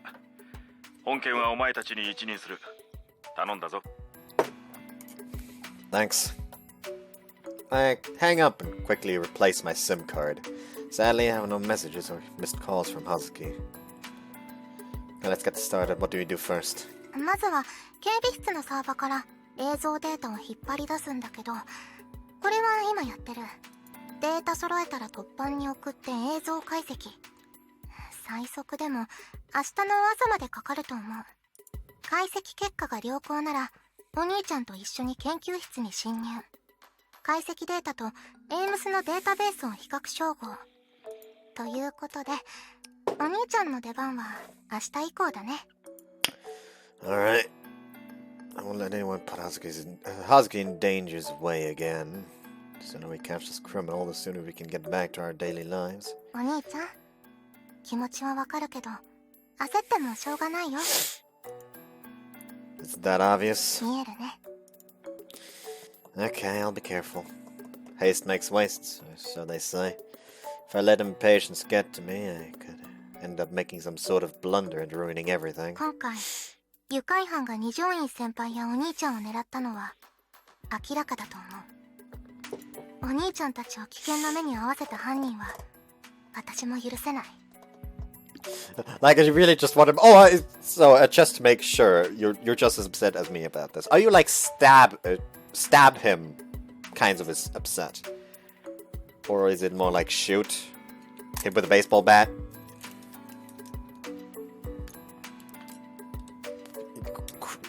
Crush his head between your hands as if he was a fucking potato chip. Which one? I guess like a tomato would fit better. I don't know why I didn't think of tomato immediately. Anyways, 全力で頑張るから、もう少し待ってて。Thanks, Nanami. While I appreciate her concern, I feel a bit pathetic as her older brother for having to have her cheer me up. Need to keep it together so I don't worry her too much. For now, go get Hazuki back to her room or something. The analysis results arrived the next day, just as Nanami predicted. フローチャート画面だね。 Lies! AI was used to identify anyone who displayed a special interest in a fire extinguisher or acted suspicious around the scene of the crime. Ultimately, it narrowed down the potential suspect to 16 candidates. A little more than Nanami suggested at first, but we can still filter it through the AIM database. Nothing out of the ordinary here. Since we are going to be infiltrating later today, I have to do a preliminary check of the positions and orientation of the surveillance cameras. I haven't noticed any changes since the incident yesterday. Everything seems to be the same as the last time I checked. あれ？サトルじゃないか。 As I'm walking down the sidewalk, I bump into Husky as she leaves the dorm. こんな時間にどうしたんだ？ Just taking an evening stroll. What about you? ああ、これから警備の人たちと見回りの打ち合わせをしてくるところだ。 Oh, what for? 昨日あんなことがあっただろ？しかも犯人はまだ分かっていない。だから警戒態勢を強化しようと警備の人と話し合って見回りを再開することにしたんだ。 There's going to be a problem. I already had a run-in with her and her water wires once on an infiltration mission and it wasn't fun. I'm very concerned and want to do something to help, but I don't think that's a good idea. どうしてだ？ The fire extinguisher went off in front of us. I think there's a chance they were specifically targeting us. If you started doing patrols at night, you'd just be playing right into their hands. かえって好都合じゃないか。襲ってくるなら返り討ちにするまでだ。You shouldn't underestimate them. What if there's someone as strong as Watarai? Thankfully, I was around that time, but you can't always rely on luck to bail you out. それはそうだが。Got a bit far. I'm worried about you, Hazuki. I don't want you to put yourself in harm's way. I feel a little conflicted. It's true that I'm worried about her, but at the same time, I don't want her to impede my mission. In this line of work, there are times when you have to lie to someone who trusts you so the mission isn't jeopardized. Sometimes we even have to take advantage of that trust to accomplish objectives. That's the hardest part of the job for me. I think you should leave this to the people being paid to do the job and look out for yourself this time. サトル、ありがとう。私のことを心配してくれるサトルの気持ちはすごく嬉しい。だが私は警察官の娘だ。警察官が自分の身を案じて安全をおろそかにするなどあってはならないことなんだ。You're not a police officer, though. 分かっている。だが私の真にある志はお父様と同じ。私は世の中の人たちが皆楽しく笑っていられるようにありたいと思っている。Her ambitions are lofty, but I still have to take advantage of that sincerity of hers. Alright, but I want to go with you. もしかしてサトルも私と一緒に警備をしてくれるのか？ Yeah, it'll be like a nighttime date. そうか。確かにサトルが一緒だとサトルに集中して周囲への警戒がおろそかになる。警備どころではなくなってしまうな。ああ、なんて辛い。If they're actually actively trying to target the two of you, if anything, doing that would be better. Well, I guess we shouldn't patrol together, but I'd still like to at least be close enough to know where you are. That way I can rush to help in case of an emergency. See what I mean? なるほど。それは確かに心強いな。それじゃあサトル、私と一緒に警備の人たちとの打ち合わせに出てくれないか？ Yeah, let's go. Sorry, Hazuki. By the time our meeting with the guards is over, it's already dark out. 随分と時間がかかってしまったな。付き合わせてすまない。Don't sweat it. I was able to glean how their patrolling patterns work from the meeting, and now I know what the holes in their net are. We have patrol duty tomorrow, so we better rest well today, so we're in top form then. During the meeting, I asked for Hazuki's shift to be scheduled for tomorrow. That'll make my infiltration today easier. サトルは今日これから何か予定はあるのか？ No, why? 明日から見回りだし、今日はサトルとゆっくりできたらいいなって。Oh, I see what she wants now. Yeah, she wants to spend time together, but I have a mission to do, so unfortunately I can't spend my evening with her. Sorry, I'm a little tired, so I'm probably gonna take a nap. そうか。今日は私のわがままに付き合わせてしまったからな。無理を言ってすまない。ゆっくり休んでくれ。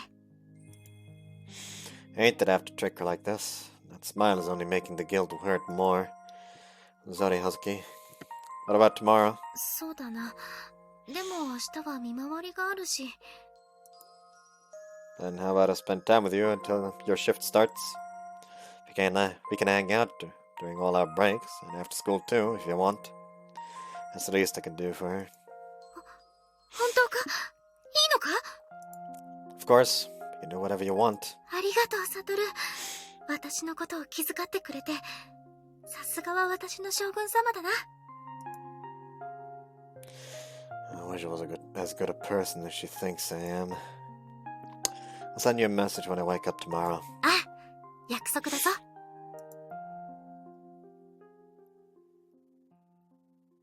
リドルジョーカー。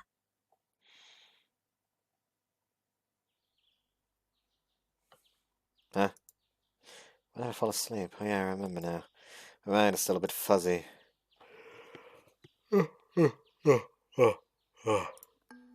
Vision yesterday kept me up all the way till dawn. フローチャート画面です。 Hazuki's devotion, apparently. The Infiltration had to be delayed a bit since Molly happened to be in her lab till rather late in the evening. And comparing our list of subjects with the data and the aims took so long that the sun had peaked out by the time we finished. Worst of all, we learned nothing. The reason it took so long was because when I tried searching the list of subjects in the aims database, nothing seemed to add up. None of the astral abilities our subjects possessed matched up to the details of the crimes committed. No matter how many I looked at, none of them checked out. That doesn't matter right now. Like I'm forgetting something very important. Didn't I tell Hazuki I'd do something with her? Wait, what time is it? Look at the clock and notice it's already around noon. Oh shit, I totally missed class. Before I came here, I'd have none of me keep me from sleeping in. I might have grown complacent because of her. I changed my uniform and head out in a hurry. Wait, Hazuki! It's all coming back to me now. Her disappointment yesterday and how happy she got when I promised her I'd spend some time with her today. Told her I'd spend the day with her and to make up for the fact that we couldn't yesterday. What the heck am I doing? Riddled with guilt, I leave my room. そんなに慌てると危ないぞ。 Hazuki! When I leap into the corridor, I find Hazuki standing outside the door. おはよう。 Whoops. Wait, no, I'm so sorry, Hazuki. I told you I'd spend the day with you and I overslept. Oh, I'm really so sorry. なんだ、そんなことか。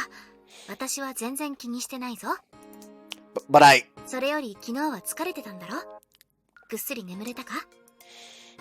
Yeah, but I overslept. 寝癖が残っているな。疲れは取れたか？ Yeah, I'm fine. そうか。それならよかった。 Actually took me for my word when I said I was tired. He's not even mad that I broke my promise. I really don't deserve her. I'm really sorry.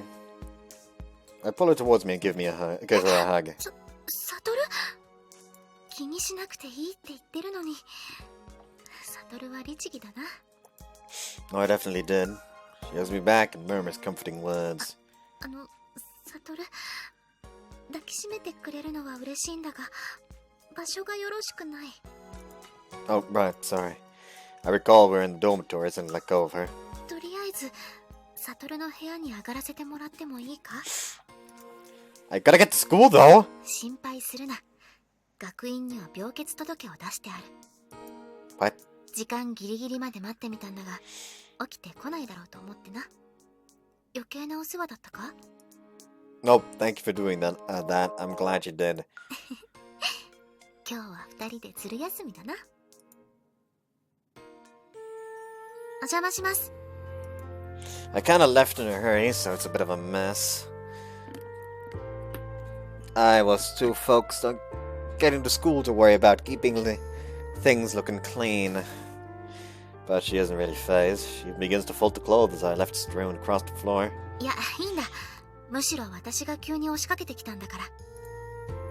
So you said we are both skipping school. Did you tell the school you'd be absent too? ああ、サトルの病欠届を出すついでに、私の分も出しておいたんだ。 Sorry about that. サトルが謝ることじゃない。私がサトルと一緒にいたかっただけ。私のわがままだ。 She smiles bashfully and folds the clothes and then folds them carefully again. Itchy! I don't know why my fucking ear is so itchy.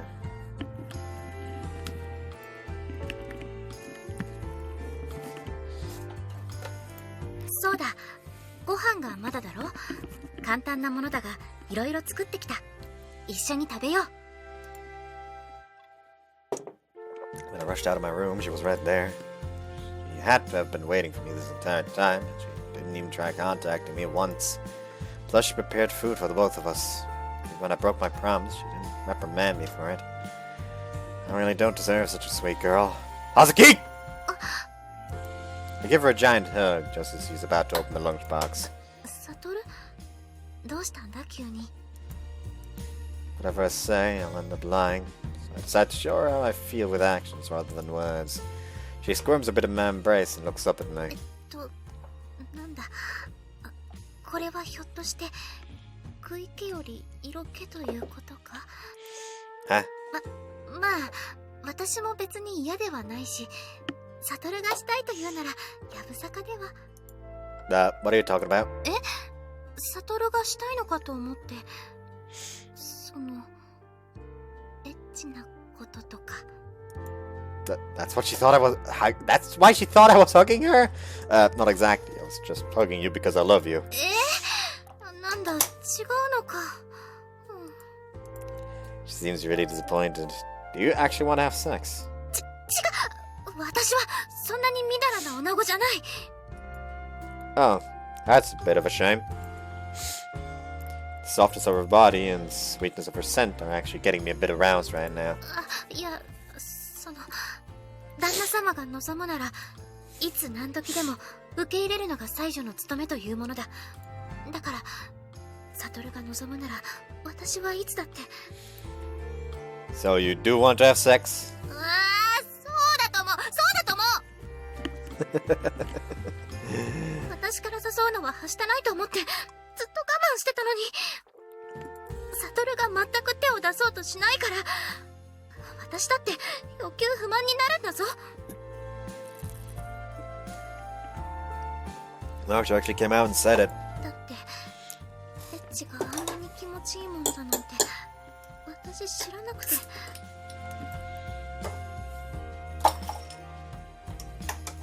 サトルが私の体に刻み込んだんだぞ、あの快感を。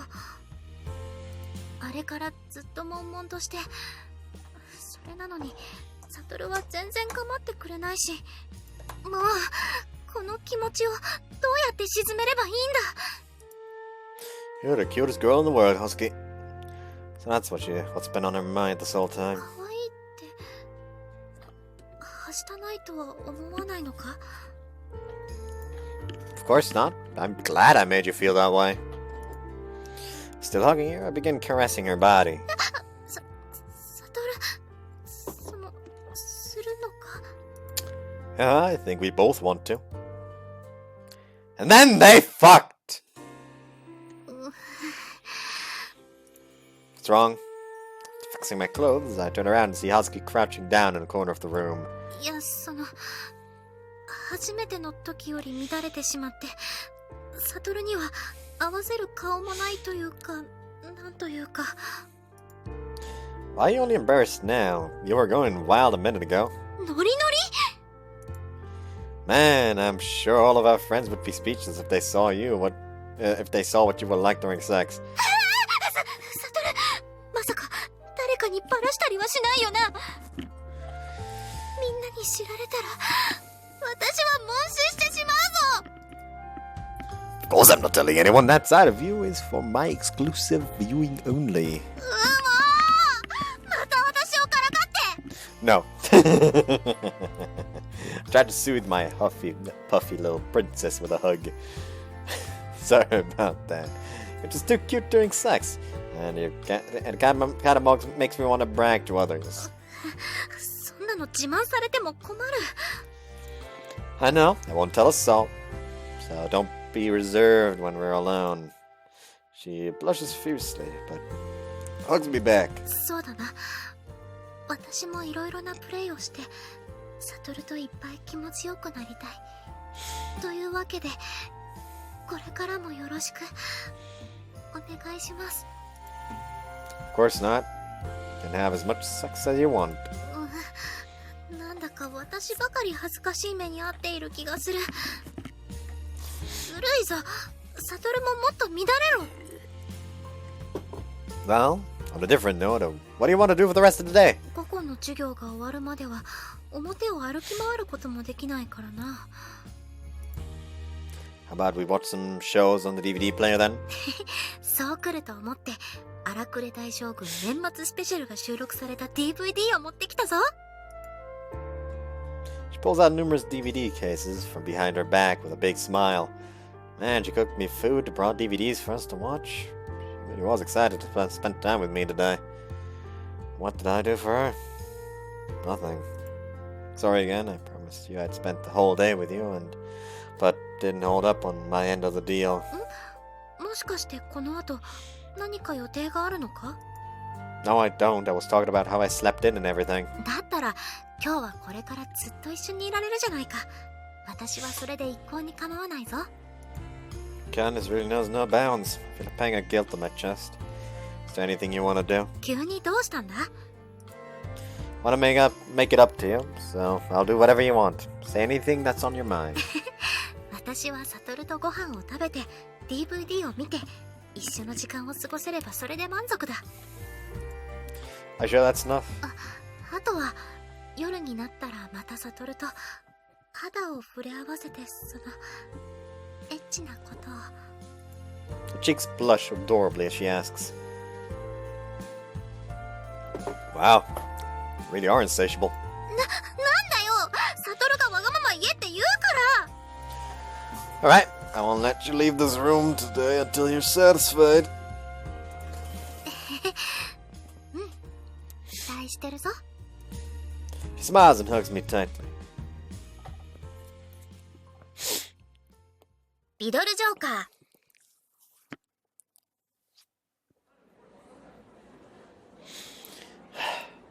I heave a heavy sigh.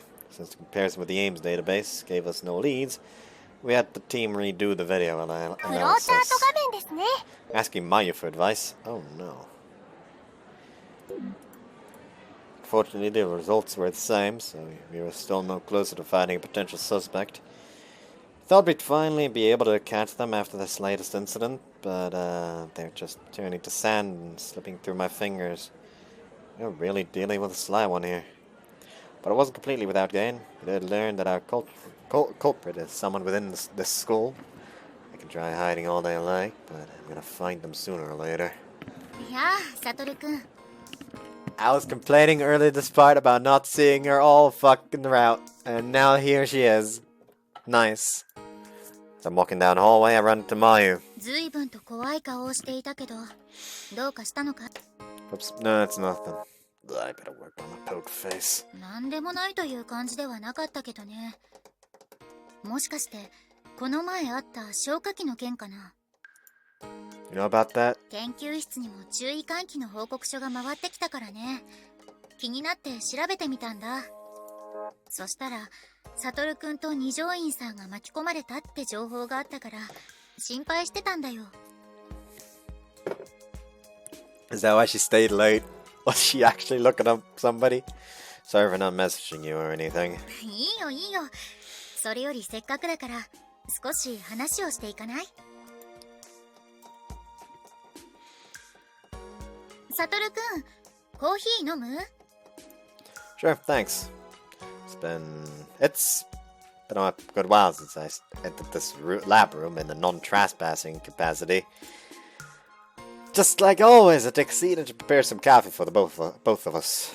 そういえば、ナナミちゃんから聞いたよ。二条院さんと付き合い始めたんだって？ Oh, sorry for not telling you about that earlier. ひどいなぁ。サトルくんは、私のことなんてどうでもいいんだね。Like I said, I'm really sorry. 冗談冗談。おめでとう。二人のことを応援してるよ。 This hurts. Thanks. Having someone say that to you is a bit embarrassing. で、そんな二人を襲ったのが、例の消火器の一件だね。Okay. この一件、少し気になることがあるんだ。調べてみたんだけど、ここ最近、鷲津市内でアストラル能力者によるいたずらが頻発している。それらと、今回の件に奇妙な類似性があるような気がしていてね。She's as sharp as ever. What are the similarities? まず、ほとんどの事件が水と関係がある。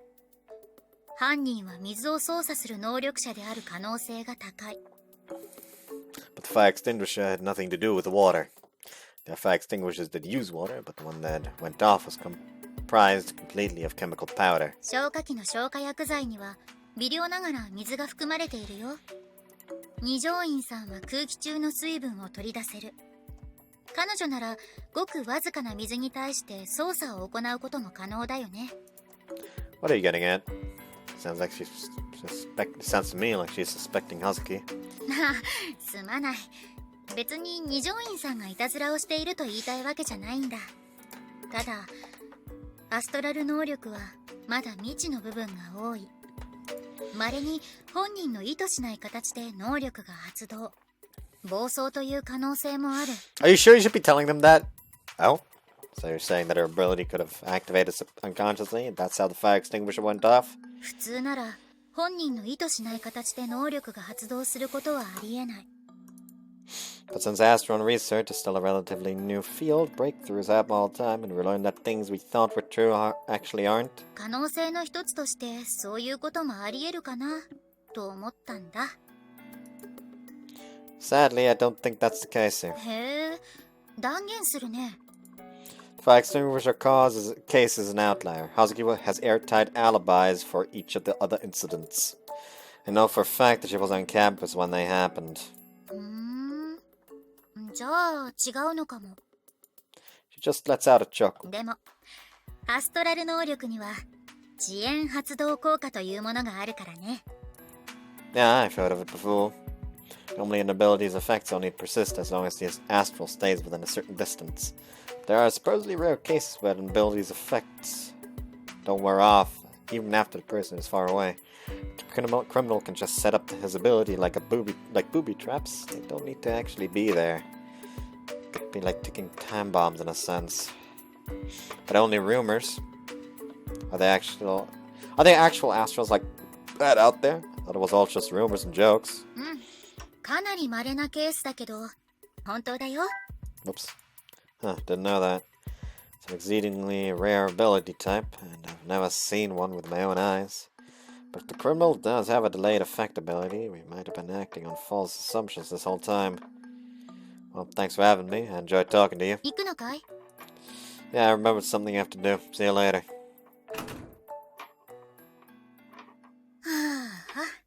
行っちゃった。もう少し話が聞きたかったんだけどな。それにしてもサトルくんはどうして二条院さんのアリバイなんて知ってたんだろう。鷲津市内のいたずらに関してもやたらと詳しかったし。なんてやぶへびかなこれは。 Smart. Smart. リドルジョーカー。 The highest badge of honor a journalist can have is being assassinated by politicians. 異常なし。 It's been a few days since I started doing nightly patrols. Nothing has happened, and in fact the academy has been quieter than ever. Just like the previous time, I laid out water strings and focused on them to detect any intruders. こっちも異常なしと。 I followed Satoru's advice and placed them in the blind spots that the surveillance cameras don't cover. フローチャート画面です。 Exposed. There should be no person able to break through the security net. I've only been tasked with patrolling around the domes and school buildings. The full-time guards are taking care of the rest of the campus grounds and the research building. サトルはもう寝てるのかな。 When we met earlier this evening, he said he was tired, so he'd be going to bed early. He's been very tired these days, but I wouldn't dare bother him more than I already do. No matter how close we are, it's always important for people to have their space. 親しき中にも礼儀ありというからな。 True gratitude is not imposed. First, you have to respect the other's personal space and not overstep boundaries. Trying to impose your good intentions on other people is no way to earn gratitude. He is a person deserving of respect, which means I shouldn't try to pry into his life so much. もちろんサトルのことは大好きだが。 Perhaps I overthink things sometimes.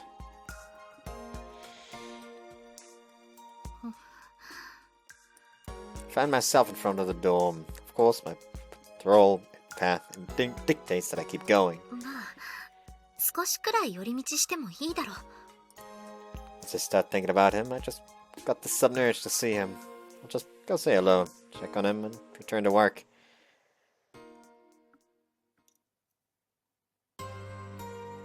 She's gonna notice it. That's what the exposed is about. Okay, let's go over it one more time. After hearing Maya's theory, I informed Dad that we could be dealing with an astral ability with a delayed effect. Apparently the possibility was so slim that it escaped even him.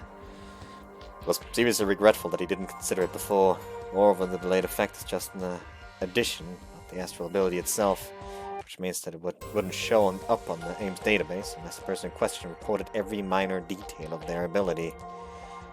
Now it took that into consideration and studied the footage 3 days prior to each incident. Of course, the same was done with the fire extinguisher footage. 私たちのターゲットは消火器事件の犯行前3日分の監視カメラの映像データだよ。Isn't 3 days a little, excessive? なので今回は中継機を使います。 You mean that box and the parabolic antenna? She dropped off a bag with a repeater inside earlier today. I think she's requested it from HQ. 回線に再興して中継機を設置。そこから侵入してデータを吸い上げる。細工に失敗すると回線が切れてバレちゃうから慎重にお願いね。 Will do. From what you explained to me, I need to cut some cables, which the repeater into the circuit, and to reconnect as fast as I can. ケーブルに一番簡単にアクセスできるのは職員室。夜は人が入らないし、警備員の見回りもほとんどないから、おすすめのポイントだね。Alright. データの吸い上げはおそらく1時間くらい。終わったら中継機を外して撤収だよ。今回の中継機は速度優先でかなり大きいからね。残しておいたら侵入したのがバレちゃう。 So I'll be staying inside the faculty room for that 1 hour time span. Got it. That's the gist of it. I'm ready. Activate my optical camouflage and take a deep breath. Let's do this.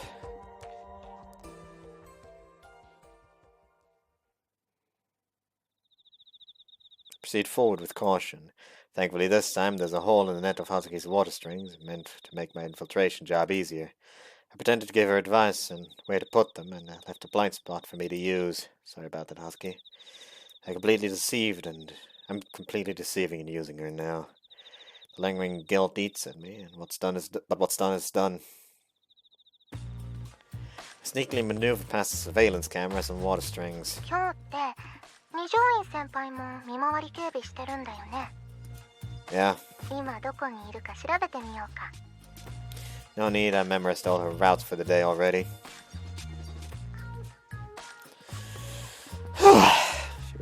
She's responsible for patrolling the outside perimeter, so once I'm inside the building, there'll be no need to look out for water こ strings. ちらレビー9。職員室前の監視カメラを無効化。制限時間は3分。 Levy 6, copy that. I continue creeping towards the faculty room while being alert of my surroundings. This is Levy 6, I'm in the faculty room and looking for the cables now. 右手の壁に40センチ四方の点検口が設置されてるはず。そこからアクセスできるよ。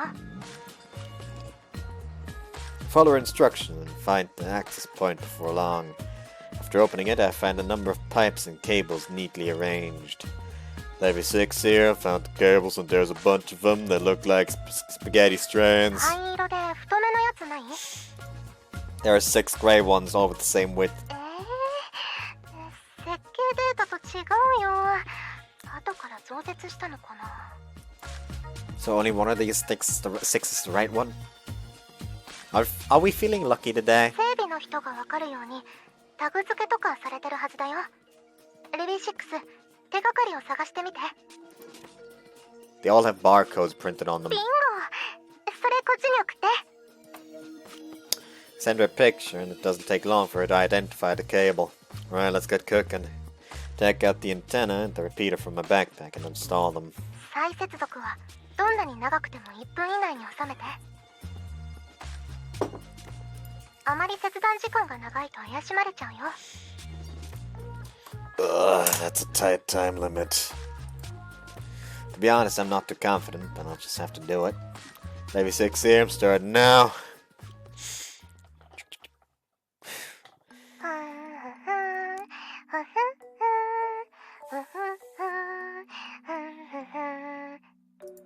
It's been about 40 minutes since I inserted the repeater into the circuit and reconnected. Levy 6 here, I'm dying of boredom. データは順調に吸い上げてるよ。あと10分くらいでコピー終わると思う。 So 10 more minutes to listen to you of listening to your humming. 何それ、下手だって言いたいの？ Nah, it's just that it might put me to sleep like a lullaby. うわー、今すごくキモいこと言われた気がする。 Wow, that stings. ちょっと待って。 What is it? 嘘。なんで。おかしいよ。どうして。 Her tone tells me it's something urgent. What happened? What's the situation? お兄ちゃん。二条院先輩が校内にいるかも。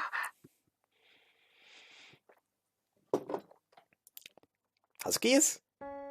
That's odd. She's supposed to be patrolling inside the building. Why would she be here? You're sure about this, Levy? 校舎の入り口に設置された監視カメラ。10分前に二条院先輩が学院に入るところが映ってる。 10 minutes ago! Right at that moment, I catch a glimpse of something shining out of the corner of my eye. It's a water droplet on my shoe, reflecting the light of the red emergency sign exit at the other end of the room. Wait, she isn't... I activate my optical camouflage, hide behind a desk, and eyed the doorway through a tiny gap. No doubt about it, it's Hazuki. She approaches the access point I opened without a moment of hesitation and stares at the repeater and antenna I had installed. なるほど。目的はこれか。 It's over. Now that we've been found out, retrieving the repeater would be pointless. Might be leaving evidence behind, but I can still exit the room if I'm careful. 隠れていても無駄だ。そこにいるんだろ。有原悟。 I'm left speechless. ブラフだと思うかもしれないが、残念ながら確信がある。君の部屋から歪んだ透明な何かが出てくるところを目撃してしまった。 What? She saw me from the very beginning. 最初は悟の部屋に侵入した不審者だと思った。いや、そう思いたかったんだ。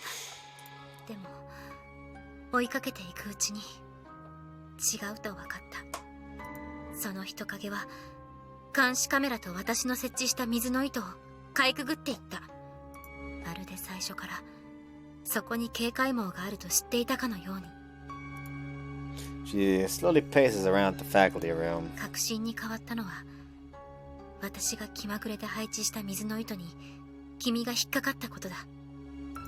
それまで全ての警戒網をかいくぐってきたのに、なぜそれは回避できなかったのか。答えは簡単。私と悟の打ち合わせになかったからだ。 She stops and surveys the room. And a few water balls form, begin floating above her head. そろそろ出てきてくれないか、悟。君を相手に手荒な真似はしたくないんだ。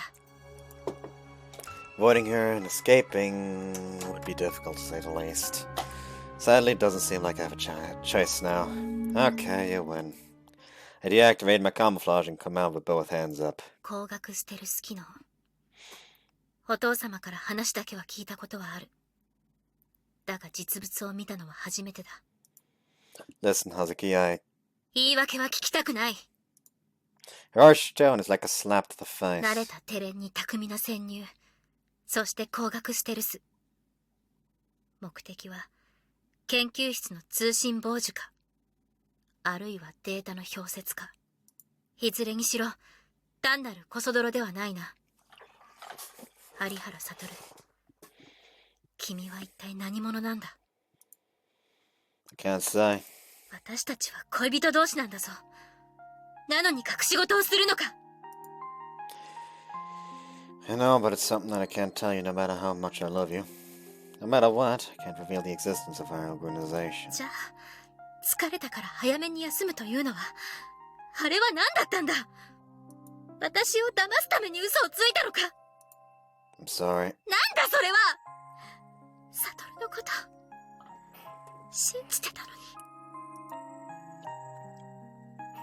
Tears start welling in the corners of her eyes.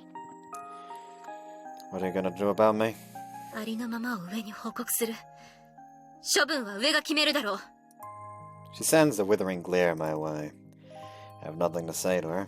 I can't, if it makes me seem cruel and heartless. I know I'm in no position to ask for anything, Hazuki, but will you allow me? 聞くだけ聞こうか。 Could you pretend you didn't see anything here? 見損なったぞ、悟。恋人だから情にほだされて見逃すとでも？あまり私を舐めるなよ。いかなる理由があろうとも規則は規則。犯罪は犯罪だ。Had your pride as the daughter of a police officer talking? そういうことだな。Yeah, I knew she'd say that. Even if it hasn't been long, she is my girlfriend. So, what do you want me to do? 後ほど理事長から査問があるだろう。それまでは自室にこもって、おとなしくしていろ。Right. Bye, Hazuki. ああ。さようなら。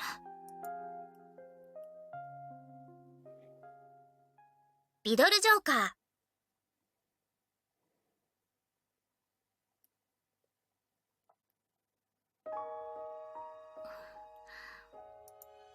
Satoru did not attend class today.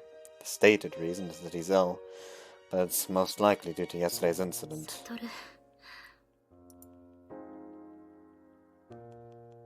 Who is he? Where did he come from? Why in the world did he trick me? I can ask as much as I want, but I doubt he'll say. Moreover, that device he was wearing. He became transparent, although not fully. It's probably what I know as optical stealth suit. Could be some sort of astral ability, but it can't be his own. Which means that it could be a gadget developed using astrons.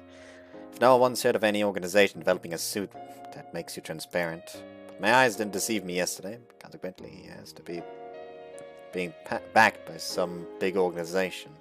It's possible they could exert pressure and cover up what happened yesterday. どうしたものかな。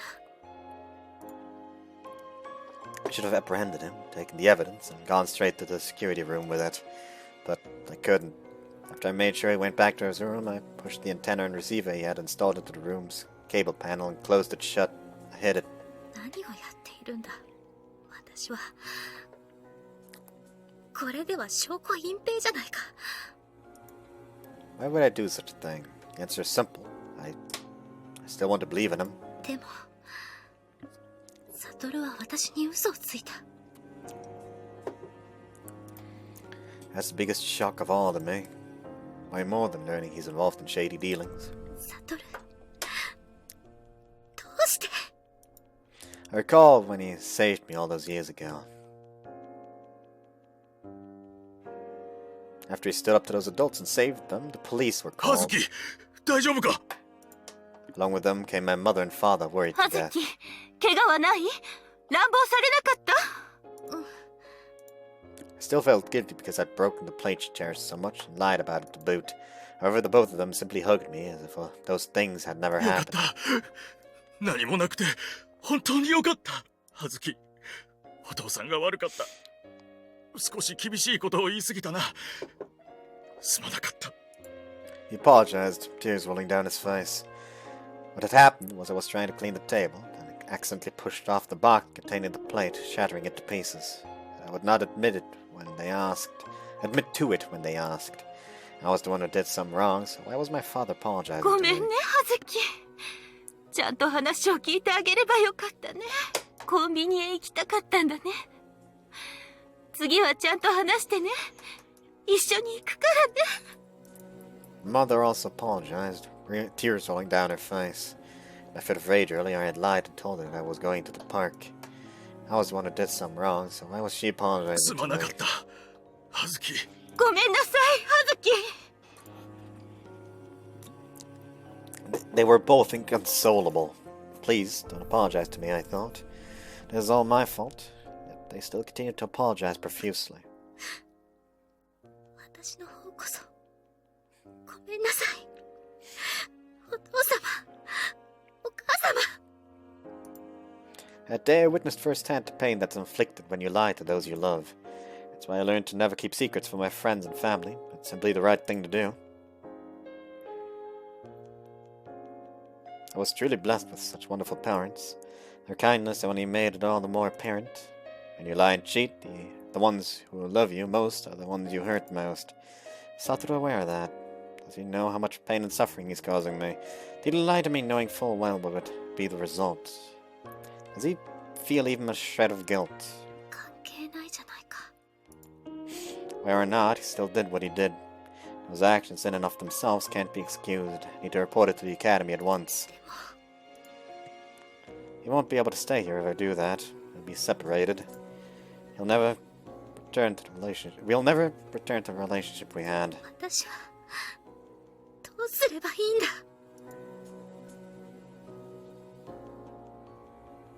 Should I let justice be dealt or turn a blind eye? It's like I'm being pulled from two sides and I just want to scream out. I'm so lost that I barely take in my surroundings as I walk, but suddenly... I hear an angry voice coming from behind the trees. Once I walk around to investigate, I find two male students who seem to be fighting. あの二人、どこかで見たような。 One is a rugged-looking student with his hair dyed blonde. The other is a studious-looking boy with glasses. There's a pair from back then. 渡来良二か。 One with blonde hair is Watarai, and the other, I don't think I know his name. That's the one who caused the explosion. Watarai is grabbing the boy by the collar and pressing him against the tree. 調子に乗っているのはどっちだよ。僕はお前の舎弟じゃない。てめえ、俺を置き去りにして一人で逃げたくせに、でけえ口叩くじゃねえか。結局俺は謹慎。てめえはお咎めなしだ。俺を餌にしやがって。あの女に喧嘩をふっかけたのは君の勝手で、僕は無関係だ。処分は妥当だと思うけど。ざっけんなよこら。 The situation begins to escalate. Watarai's astral ability allows him to grow stronger. If this continues, the other boy won't come out of this unscathed. Need to stop them. だが、私に止められるのか。 I've witnessed just how ineffective my water balls were against him. Then, like last time, there won't be anyone to come to my rescue. If I try to intervene, I'll surely be injured as well. Walking away would be the smartest option. いや、見て見ぬふりなんてダメだ。 Am I just going to run away from everything that's hard for me to deal with? It would be no different than admitting that I should have turned a blind eye to what I said, what I saw Satoru doing yesterday. I can't do that. That's unforgivable. Seal my resolve and approach the pair. 渡来良二、そこら辺にしておけ。てめえ、あの時のクソ女か。 As soon as he sees me, he snarls. The other student, however, maintains a blank face. I can't tell what thoughts are running through his て mind. めえのせいでまた謹慎食らったぞ。どうしてくれるんだ？あ？自業自得だな。胸くそ悪いぜ。それより、そちらの男子を話してやれ。喧嘩はともかく、暴力は良くない。はあ？てめえ、彼氏を呼んで散々ボコってくれたよな。そのてめえが暴力は良くないだと？ This isn't going well. I thought that I might be able to talk him down, but my words are only fanning his rage そ further. こで待ってろクソ女。こいつに焼き入れたら次はてめえだ。 Turns back to the boy and raises his fist. やめろ！身体強化で人を殴れば、怪我では済まないぞ！うるせえ！こんな野郎、どうなろうが知ったこっちゃねえんだよ。 Right, next second I hear an explosion sound.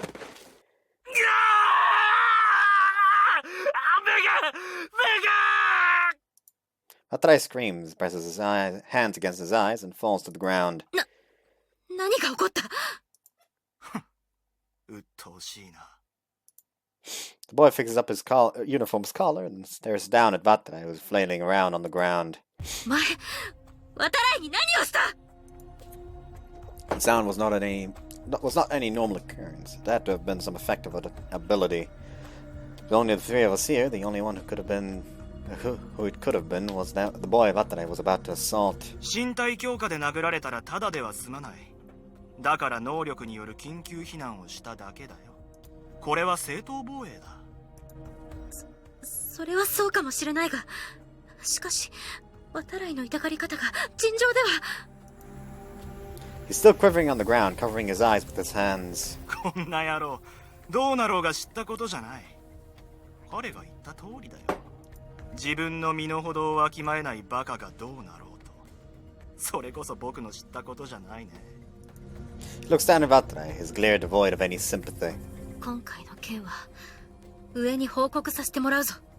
漢検の犬が学院の犬を産む。カエルの子はカエルってことは。なんとも皮肉な話だね。なんだと。 He can make fun of me as much as he wants, for all I care, but I won't dare let anyone ridicule my father. お前は言動に問題があるな。名を名乗れ。黙りなよ、二条院葉月。君は人の言動に文句をつけられる立場じゃない。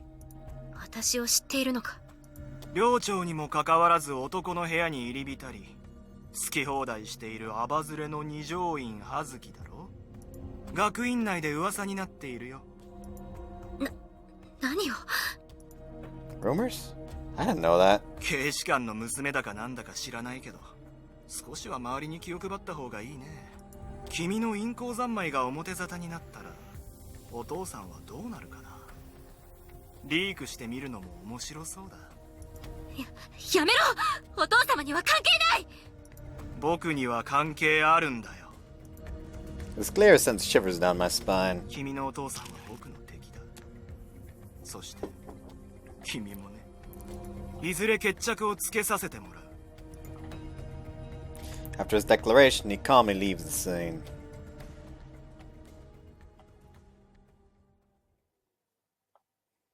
リドルジョーカ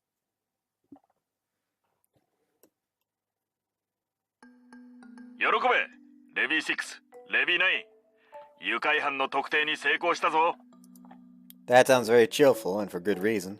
テ Seriously? ンション高くてうざいよ、お父さん。なんだ、前回は超やる気だったのに、今日は二人とも暗いな。何かあったのか？ It's been 2 days since Hazuki caught me red-handed handed in the faculty room. I fully expected the principal to summon me, but nothing of the sort has happened so far. If I had to speculate, I'd say that Hazuki still hasn't reported me to anyone.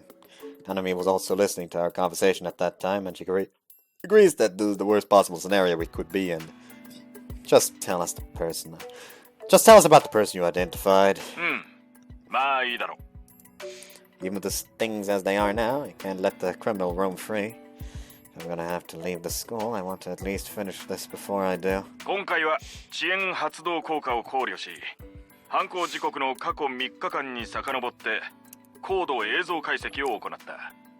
鷲津市内の映像とお前たちが送ってくれた学院内の映像、これらをパターン分析にかけたところ、容疑者を一人に絞り込めた。 Who is it? 予想通り、誘拐犯は吉華学院の学生だ。容疑者は学院3年生。名前は木戸直樹。性別は男。アストラル能力は気圧操作だ。 That's an odd ability. 指先ほどの小さな空間だが、気圧を操ることができるらしい。しかも遅延効果を持たせることができる。 Seems it causes changes in air pressure, which appear to onlookers like water explosions. 一連の犯行は全てこれの応用だろう。 This Kido guy has caused quite a stir. Can create those high-pressure spaces inside water pipes and liquids. So it wasn't readily apparent that it wasn't water itself causing the explosions. Also, the fact that he was able to create those high-pressure spaces inside water cups tells me he has a very precise control over his ability. He's extremely familiar with it and can use it to its maximum potential. Yeah, those kinds of people are the worst criminals. だが、この容疑者疑問も残る。能力が気圧操作なら他にもいろいろと応用できたはずなのに、どうして水にこだわったんだ？自分の能力をカモフラージュするためじゃないかな。なるほど。その可能性が高いな。 We were completely fooled. Since all the incidents were water-related, we assumed the criminal must have been able to control water. でもエームスに頼らないでよくそこまで能力の詳細が分かったね。 He got a criminal register. 木戸直樹は補導歴がある。 Criminal record. What was he charged with? 余罪は盛りだくさんだが、主に窃盗だな。 Show me a liar and I'll show you a thief, as they say. Theft is where most criminals start. All the most infamous criminals started by committing minor misdemeanors. 警察のデータベースによると、一連の犯行はどうやら父親から強要されたものらしい。彼はそう供述している。だが父親の方は認めず、木戸直樹はアストラル能力を悪用したとして特殊鑑別所への送致が決まった。しかし情状酌量の余地があるとして学院が身元を引き受けた。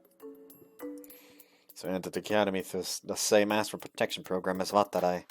So he started dabbling in crimes again, even after being given a path to redemption. Some never learn, I guess. それなんだが、調書を見た感じだとかなり雑に処理されたらしくてな。冤罪の可能性があるのに、ろくに調べもせず検察に送っている。それってひどくない？もし彼がやってないとすれば、更生なんてするわけがない。逆にグレても仕方ないな。 Our father is an extremely kind-hearted person. He took me in back when I was a kid with violent tendencies that nobody wanted to deal with. That's why I can feel some sympathy for Kiro. Still, we obviously can't let him continue down this path. So what do we do about him? 警察が動いてるんだよね。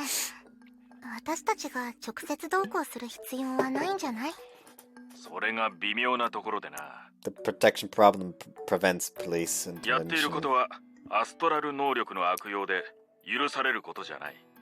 だが怪我人は出ていないし、立件しても器物破損か迷惑防止条例違反くらいが関の山だ。しかも遅延発動効果は立証が非常に難しい。全面的な自白でもない限り罪に問うことはほぼ不可能だ。 So what? We just let him be? いや、それではこの悪質ないたずらに歯止めをかけることができない。あとはわかるな、レビー6。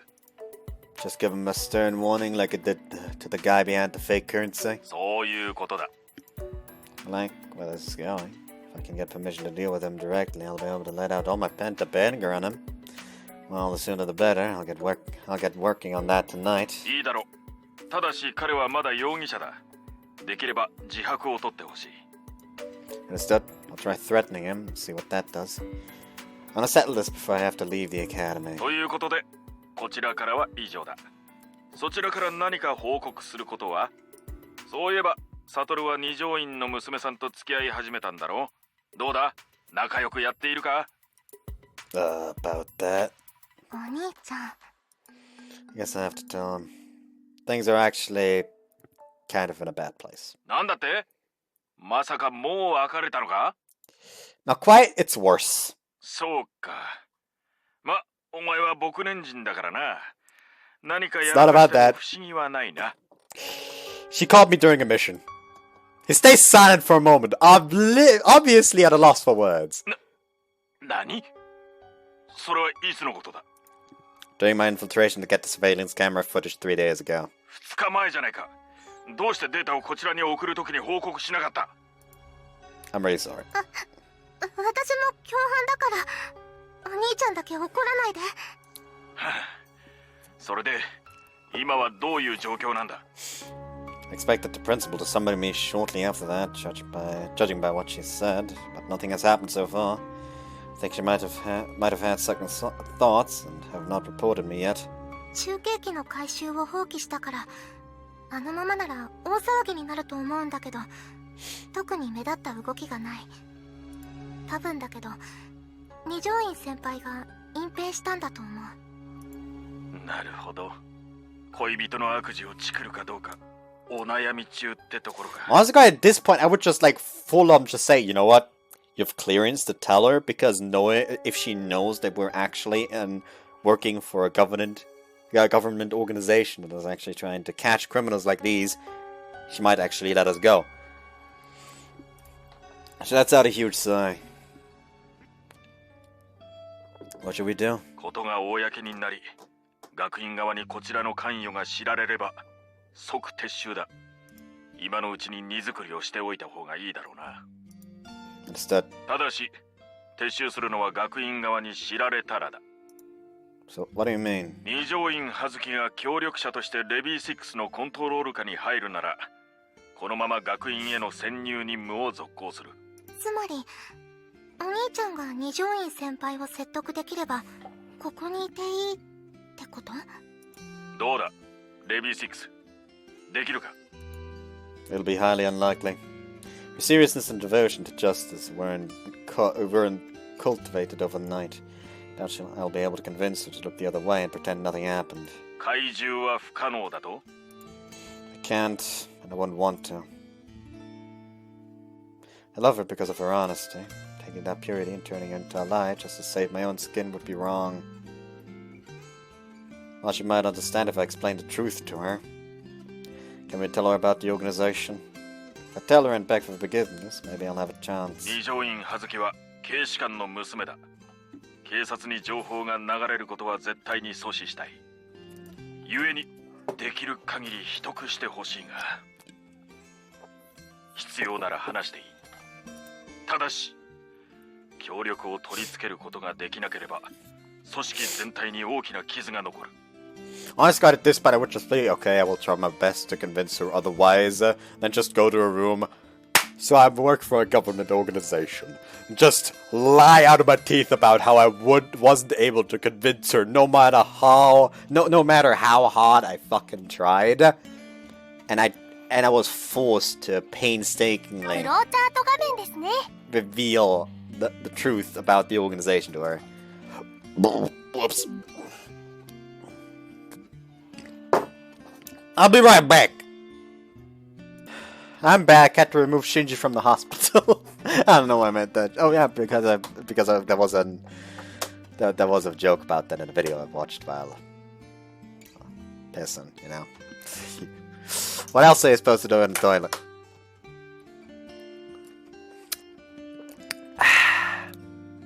Complain about me saying that I was going to the toilet, and I will. In detail describe you the consistency of my next shit.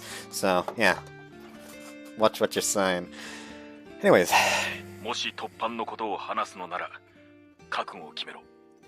どんな手を使っても、彼女の心をつかむんだ。いいな。It really is kind of understanding. Even knowing I've put the whole organization in jeopardy, he still forgave me. Might not be the wrong thing to do as chief. It might be the wrong thing to do as chief, but as a father, I greatly respect him. Thank you. I'll do everything I can. お兄ちゃん、私も協力するからね。では、レビー6、レビー9、木戸直樹への忠告。二条院葉月の説得に取り掛かれ。了解。Roger.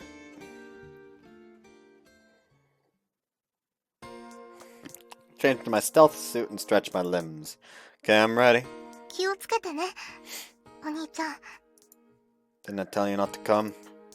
Like always, none of me climbed down to my room using a rope.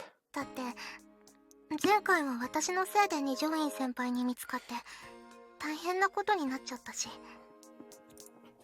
No, it wasn't. でも私がもっと早く二条院先輩に気づけていればあんなことには。She's been apologizing ever since it happened for the same reason. She saw me come out of this room. No matter what she did, she would have caught me sooner or later. You don't need to keep blaming yourself. それでも今日は見送る。Alright. She takes man and mutters what seems to be a little prayer. どうかお兄ちゃんが何事もなく無事に帰ってきますように。With a backup, nothing can possibly go wrong. 今度は絶対にお兄ちゃんを守ってみせるから。Thanks. I'm counting on you. それじゃあいってらっしゃい、お兄ちゃん。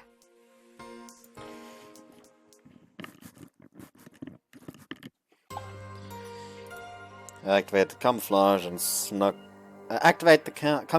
sneak into the room of my target, Kido Naoki. It's past lights out time, so the room is dark. Sleeping like a baby. Slowly approach the bed and pull the blankets away. Rise and shine, pal. I have a few questions for you. Kick him out of the bed and pin him down on the ground. なんだ？何が起こってるんだ？ As he tries to get up, I put his arm into a lock and place my weight down on it. 痛い！腕が折れる！ Oh, don't worry, it'll take a lot more to break. Though maybe I will if you don't answer my questions. なんなんだお前は！ I'm a hero of the night, and I'm here to punish a naughty kid who's too old to be playing pranks. 何を言って？ He leans in and tries to peer into my eyes, the fear apparent in his face. 誰もいない。お前、どこにいるんだ? There are some people who don't quite like what you're using your ability to do. If you refuse to cooperate right here and now, you might not live to see another day. 上ってなんだ? お前らは一体誰なんだよ? I'm the one asking the questions here. I punched the floor next to his face. This should scare him enough to not pull another one of those pranks ever again. Before I leave, I have to get the confession Dad asked for. Answer me. A while back, there was an incident where the glass cups inside of an Italian restaurant at the mall shattered. Is that you're doing? And the way they destroyed sprinklers in a fashion store, and the cups in the movie theater, and the water pipes in the subway. Finally, the fire extinguisher here at the academy. Those were all done by you, weren't they? You manipulated the air pressure with your ability, didn't you? そんなことは知らない。 You were also aware that we are also aware that you used your delayed effect ability to fake an alibi. All the surveillance camera footage points to you being the culprit. We have evidence. Give it up. You're the one who instigated all those incidents, weren't you? Put more weight on Kito's arm to make him talk. 警察の連中だな。ふざけやがって。 I said I'm the one asking the... All of a sudden I see a bright spark, and the next thing I know my vision is gone. And it takes a second for the excruciating pain to hit my nerves. お兄ちゃん、今悲鳴が聞こえたけど大丈夫? Did that son of a bitch just create a high-pressure explosion in front of my eyes? この手を離せ! I'm stunned from the pain. He pushes me away and stands up. Then I hear him run away. お兄ちゃん、応答して. Let me 6 here. He fought back and now I'm blinded. 大丈夫? そっちに行こうか? No, stay there! Can't say I'm fine, but at least my vision is back. This Levy 6 target has escaped from his room. Levy 9 track his movements with the camera. 了解. けど、お兄ちゃんはどうするの? I'll go and catch his ass! I get up and rush towards the door. I head out to the hallway, but he's nowhere to be seen. Damn it, where did he go? お兄ちゃん、ここは一度撤退した方がいいんじゃ. If I retreat, he'll think he's invincible and do more daring stuff. After that, it'll be difficult to teach him a lesson. The only way to make him repent is to beat it thoroughly into him. でも、このままだとターゲットとお兄ちゃんの追いかけっこが監視カメラに映っちゃうよ. That'll be bad. Cut off all the cameras connected to the security room, jam them all. そんなことしたら痕跡が残るけど? Just do it, Levy 9. わかった。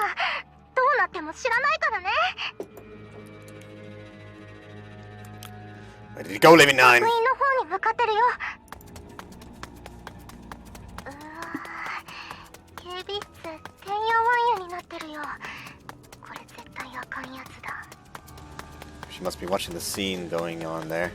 Just make it look like a group of hackers attacking their servers or something. そりゃできるけどさ、簡単に言ってくれるよね. I'm at the front of the academy. Where's Kido? これは多分プールの方に向かってると思う. Why would he go there? I entered the pool room and sure enough, there he is. Alright, I found him. Don't communicate with me from this point 了 forward. 解. 気をつけてね. I know. お前は誰だ? 何が目的で僕を狙っているんだ? He immediately raises his voice once he says that the door has been opened. Once he sees that the door has been opened. Thanks to my camouflage, though, he can't see me. He can only search around aimlessly. Man, it was mean of you to do back then. I'm gonna have to hurt you. I want to make this as painless as possible, but it won't be so easy now that he struck back at me. Only option is to roughen him up until he can no longer move. いきなり寝込みを襲ってきて何なんだよ。そんなに僕が憎いのか? Well, think back on all the things you've done, and you might find the answer you're looking for. Why do you keep causing trouble around Washizu City? それはお前には関係ない. Would I be here if it wasn't?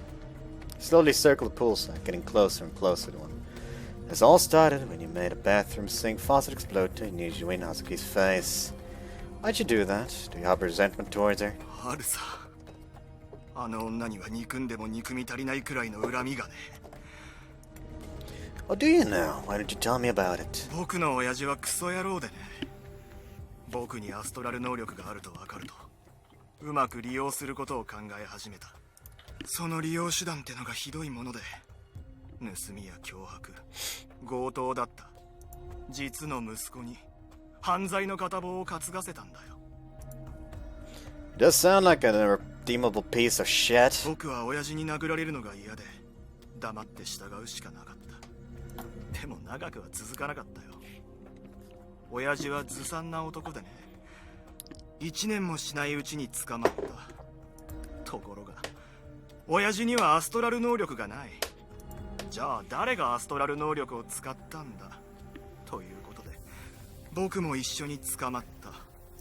僕は何度も警察に親父に脅されたと言った。なのに僕の言い分を聞かないで共謀犯ってことにされた。奴らは僕が能力者だというだけでろくに話を聞かなかった。あとは警察お得意の作文さ。僕が子供だったのをいいことに長所をでっち上げた。警察っていうのはそういうクソの上にクソを重ねた声だめみたいなところなんだよ。 So that was right on the money. Even though they were false accusations, they branded him on had an accomplice and locked him up. Explain his deep-rooted hatred for the police. While police officers come in all colors, some are shitbags that don't do their job properly, and some are good people who want to help others. He got dealt a bad hand in life, sure, but what does Niju and Hazuki have to do with that? あの女は警察官の娘であることを傘に来て、他の学生に上から目線であれこれ言ってくる。あいつは何様だ。警察官の娘はそんなに偉いのか。 No, you're also not supposed to be a dickhead, though. 彼女から見たら僕や渡来はクソ野郎だろう。でもね、だからって同じ学院の学生に見下される言われはないんだよ。あの二条院葉月の態度、あれこそが警察官と同じ権力を持った人間の腐った傲慢さの象徴だ。 Well, that's that. He's police with every fiber of his being, and by extension, Hazuki. So she's the daughter of a police officer. So that's why you hate her. ああ、そうだよ。水を操作する能力に見せかけたのも、あの女に疑いが行くようにするためだ。There was a point in time when I did consider her, so he wasn't far from his goal. He's pretty smart, I'll give him that. So, have you gotten that anger out of your system now? 冗談言うな。あの女をこの学院から放逐するまで、僕の恨みが晴れることなんてない。 So the Academy was gracious enough to admit you despite your record, and you want to take out your rage on a young girl. If what you did becomes public, the Academy won't be too happy either. 知ったことか。警察官の娘を信用して寮長にした時点で、この学院も同罪だ。 I guess the thing, he's way too fucking bitter. 何が能力者保護プログラムだよ。そんなもの対外的にアピールするための材料でしかないくせに。僕も渡来も所詮は学院の客寄せパンダなんだよ。 Looks inoffensive and serious, but I see he's a pretty smart guy. Although he's applying that bright mind towards the wrong place. Man, you're one self-righteous son of a bitch, is that all you have to say? なんだお前が聞いてきたんだろう。なのになんだその傲慢な態度は。お前も警察と同じ。二条院葉月と同じだ。人を見下して。 Well, I am better than you. You're the one who put yourself in the position you're in now. Don't blame me for that. なんだと。 Sure, you may have been admitted to this academy as a publicity stunt to entice donors to give money. But even if that's true, so what? Return the favor and use the school to your benefit. Take advantage of them and find happiness in life. Yet all you've been doing is skulking around the shadows, trying to mess with people because you're mad. Grow up, why don't you? 黙れ。 Life sucks because I want to remain a poor little victim. Don't hold grudges against people that decide to live productive lives just because you're jealous. 黙れよ。お前に何がわかる。能力者保護プログラムで入ってきた人間がどういう目で見られているか。陰で噂をされて人が近寄ってこない。教師からも色眼鏡で見られるんだぞ。お前に僕の辛さなどわかるはずがない。 All of us are living here in the academy because of our abilities. It's a terrible thing to eye our fellow astrals with prejudice because they had a bad life. I understand why Kido feels alienated, but still his actions are wrong. Good. I wouldn't want to sympathize with you. If I was in your shoes, I would never stoop so low as to try and ruin an innocent person's life, no matter how much I suffered. You've crossed the line. That can't be excused. うるさい。どこの誰かもわからないお前に断罪される言われはない。 Fine.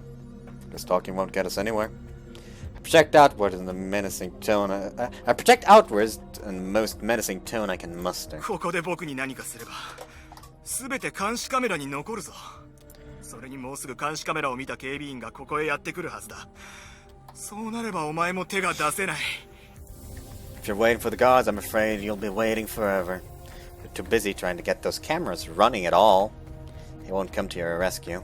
なんだって。 He's obviously shaken up. He came here because he thought the cameras would help him. お前カメラを操作するなんて本当に何者なんだ。 Not answering any more questions. He's not an idiot. He's probably trying to figure out my position from the direction my voice is coming from. The pool site is about 50 meters from end to end. Kido is standing right in the middle, and 25 meters away from him in a straight line. If I run, I can close the distance in seconds. Ah! After covering 50 meters, I feel something really off about my ear. Around my ears. Ah! かかったな。 Numerous explosion sounds ring inside my ears, and I gradually lose my balance. Looks like I fell for his high pressure bombs again. Shit, he must have seen through my optical camouflage once I got closer. The impact from the compressed air breaks my communication device and blows it out of my ear. And I'm brought down on my knees after the blow above my head. It just concussed me with air pressure. 僕の能力は効果範囲が狭いんだ。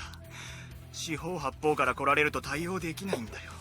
その点プールサイドは狭いからね。近づいてくる方向を限定できる。 I actually considered that when choosing where to run. This guy really is smart. Seconds later, my camouflage wears off. Perhaps the impact messed with my suit. 君はまさか渡来を倒した。そうか。二条院葉月の彼氏だな。散々偉そうなことを言って、要は彼女にちょっかいを出されてムカついて制裁を加えに来たってところか。名前は確か有原悟だったね。正体が分かってみればしようのない理由だ。笑わせてくれる。But I didn't imagine that he'd recognize me. At this point, I can't expect to deter him from committing further crime through intimidation. I lost. But thankfully enough, I got the confession out of him. Enemy should have a recording of the conversation reached Hatches now. That I can at least call the mission a success. I should withdraw, but I just can't. That's right. Maybe because you were messing with my girl. It's only a mistake and an assumption that I came here to avenge her. So be it. I'll let him think that. If I withdraw here, I'll be able to take this chip off my shoulder. I'll punish him just like he thinks I want to. You don't know a damn thing about her. You don't know how much she's stressed about things. She's always thinking about how she can make this world a better place and help others. There are other people's problems are her problems. I don't know a person more humble and honest than her. Did you even try to understand her before pulling all this? あんな女のことは知らないね。だったら聞くけど、あの女は僕のことを知ろうとしたことがあるのかい？ If you opened up to her, I guarantee she'd try to help you. That's how she is. ふざけるな。信じられるかそんなこと。 I'm speaking the truth. You don't trust anyone around you. No one will help you when you can't trust them. You'll remain miserable and unhappy as long as you keep hiding and trying to throw stones at those trying to better their lives. Honestly, it's about time you grow up. 何を知った風に。 What are you even getting out of these dumb pranks? What the hell do you think you're gonna end up after this is all said and done? I know you're smart. Stop wasting your life doing all this petty shit. うるさい。うるさい。うるさい。うるさい。お前が何を言おうと、お前ごときに僕は止められないんだ。 We'll see about that, pal! Use my ability to accelerate as fast as I can, but as soon as I move... I eat a direct blast against my right eye and ear, and the pain paralyzes me. 口ほどにもないね。 I think I mentioned this in an earlier part. Use your ability to just like kind of turn off your pain reception. 僕の能力はコップを割る程度の力しかない。それでも人間相手ならかなり強力だよ。目や耳を狙えばどんな人間でも倒すことができるんだから。 The only thing I can infer from his attacks is that the extent of his range is 10 meters. And any closer than that, he can do whatever he wants to. Ugh! This pain is making my head feel like it's splitting. Maybe I shouldn't have tried to use my ability. 君は随分と二条院葉月のことを高く評価しているね。彼氏なんだから当然だろうけどさ。 Hate to disappoint you, pal, but we might not even be a thing anymore. I grind my teeth and manage to get up despite the pain. Can't stand straight, my view's warping. To get my inner ear with this attack. 別れた女に肩入れしているのかい？それは泣かせる話だね。 Shut up! My blood is boiling. The pain is making my head throb. None of this would have happened if Kido had decided to meddle in our lives with a stupid grudge. Hazuki wouldn't have found me out and our relationship wouldn't have been ruined. It's all this motherfucker's fault. My mind's a maelstrom of emotions right now. Anger, regret, sadness. The mission doesn't matter anymore. Settle this right here and now, Kido. フラフラしてまともに歩けないくせによく吠えるね。君は僕には近づけないよ。 We'll see about that. いいけど気絶したままプールに落ちないでくれよ。僕は助けないからね。 Bring it on! Whatever happens to me doesn't matter. I'm not about to walk away and let the smuggler asshole win. I funnel all the power into my muscles and get ready to run. But then... 一つ人の世を骨までしゃぶり That's Hazuki, isn't it? That's Hazuki! All of a sudden a voice echoes across the spacious room. What? 二つ横島な悪行三昧三つ醜い浮世のけだものを退治してくれよ二条院葉月 That's Hazuki, no doubt about it. 二条院。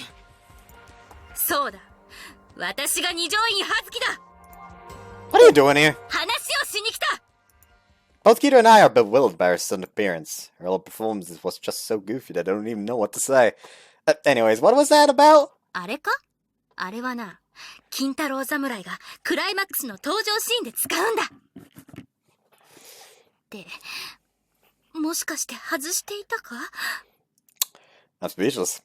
I guess it helped me cool my head off. How'd you know we were here? ナナミくんが慌てて寮から走っていくのが見えたから追いかけて話を聞いたんだ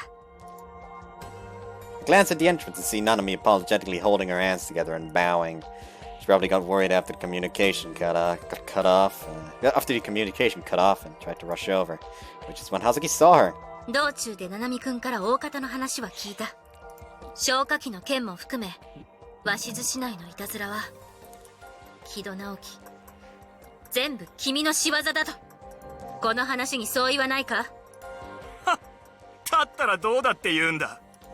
ダメじゃないかそんなことしたら Reaction stuns the both of us. I wasn't expecting her to respond so assertively. アストラル能力で人に迷惑をかけるなんて絶対にやってはいけないことだぞ明日にでも先生に話して迷惑をかけたお店や人に謝罪に行く一人では言い出しにくいのなら私も同行する君さえ良ければ私も一緒に謝りに行こうもういたずらなんてやめるんだ嫌だと言ったらどうしてだなぜそこまでいたずらをしたがるんだお前がムカつくからだよ二条院葉月何が一緒に謝りに行こうだよいい子ぶってるんじゃねえよ Hazuki is clearly hurt by Kido's aggressive tone.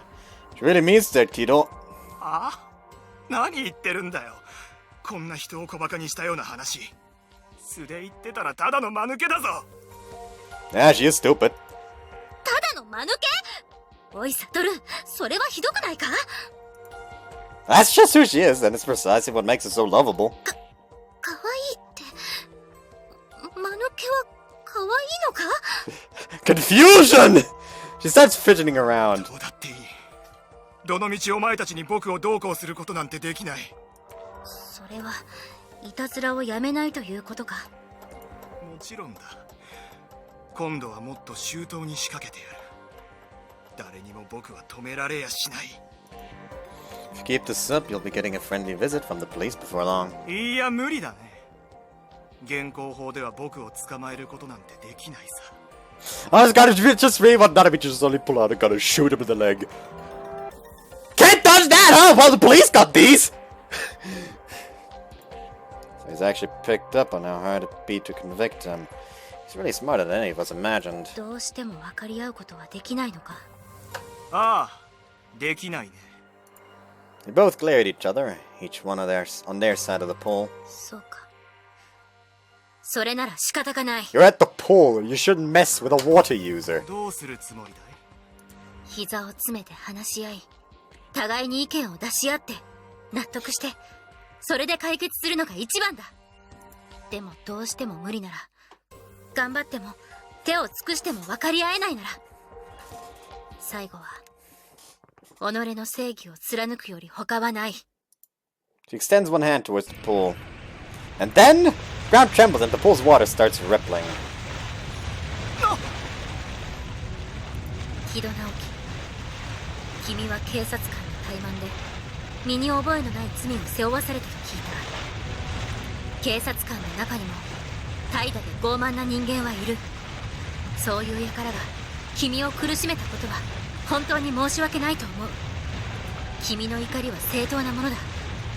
君が望むのなら私がそのそしりを受け止めよう。全てを私にぶちまけたらいい。 Growing waves are drawn to the center of the pool. Water gathers, forming a huge mass. だがその怒りを無関係な人間にぶつけるのはやめろ。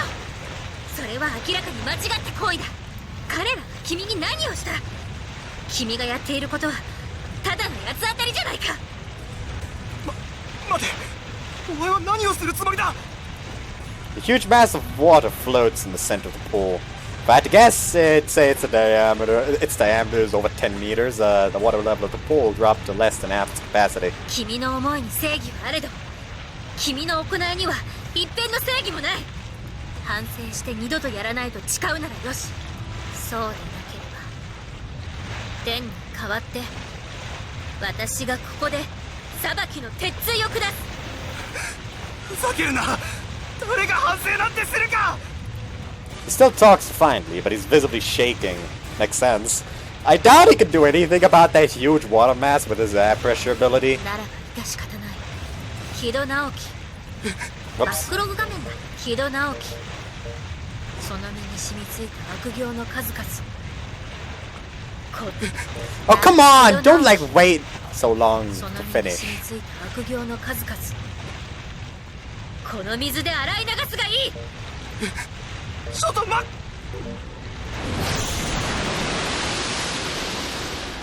成敗。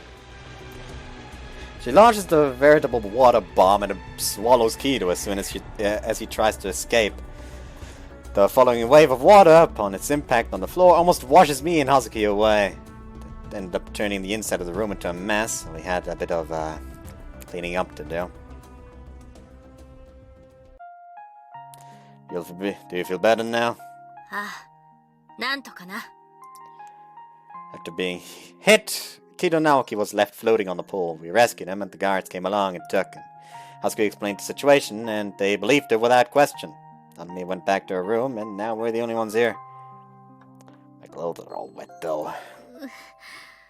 申し訳ない。申し訳ない。 We both got caught in the aftermath of her attack. かんな。頭に血が上ってついやりすぎてしまった。 I think so. I feel pretty fresh now. Seeing Kido's face contoured in abject fear as he realized there was no way out was truly something. Hazuki really did clean away all the anger that I felt towards him. That little entrance speech of yours was great. Feels like it was just made just for you. あれは普二人の争いを何とかしないといけないって思ったら自然と口から出てきただけで。でも今考えると、なんて恥ずかしいことを私は。 Might start calling you female Kintaro from now on. 嫌だ。そんな恥ずかしい二つ名はごめん被る。She's back to her usual selves. I'm so glad. So, why did you even come here at all? I already know you were here from Nanami.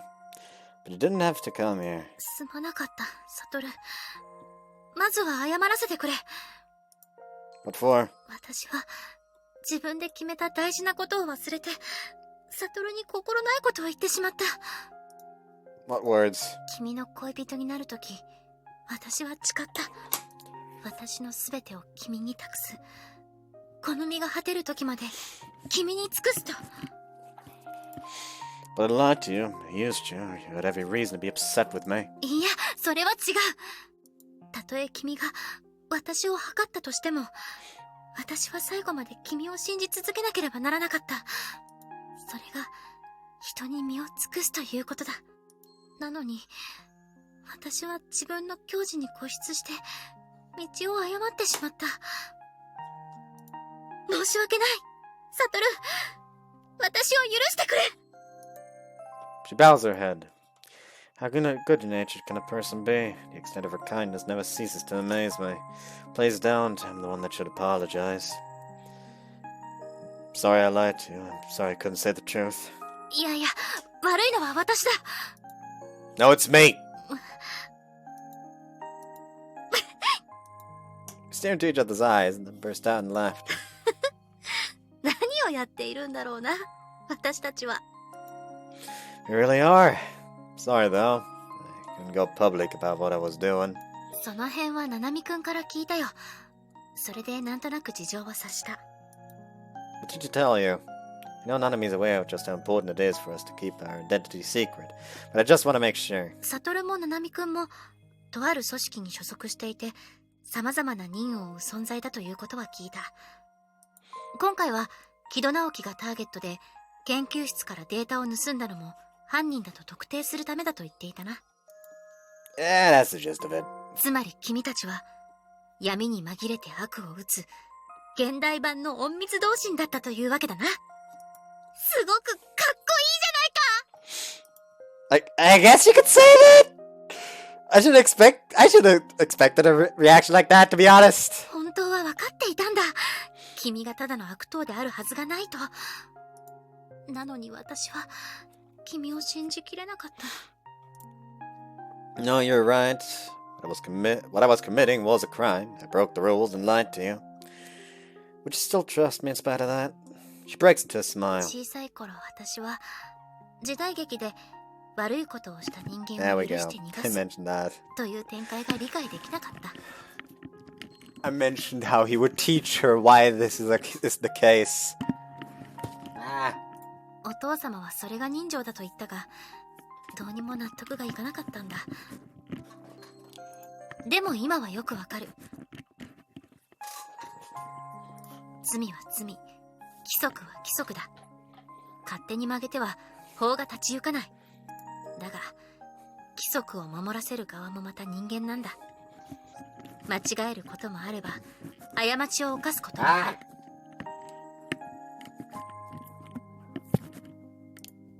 Right. Kido was a victim of the folly of human nature.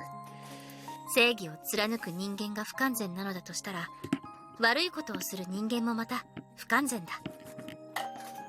そんな不完全な存在である人間同士、ただ杓子定規に断罪することが正義とは思えなくなった。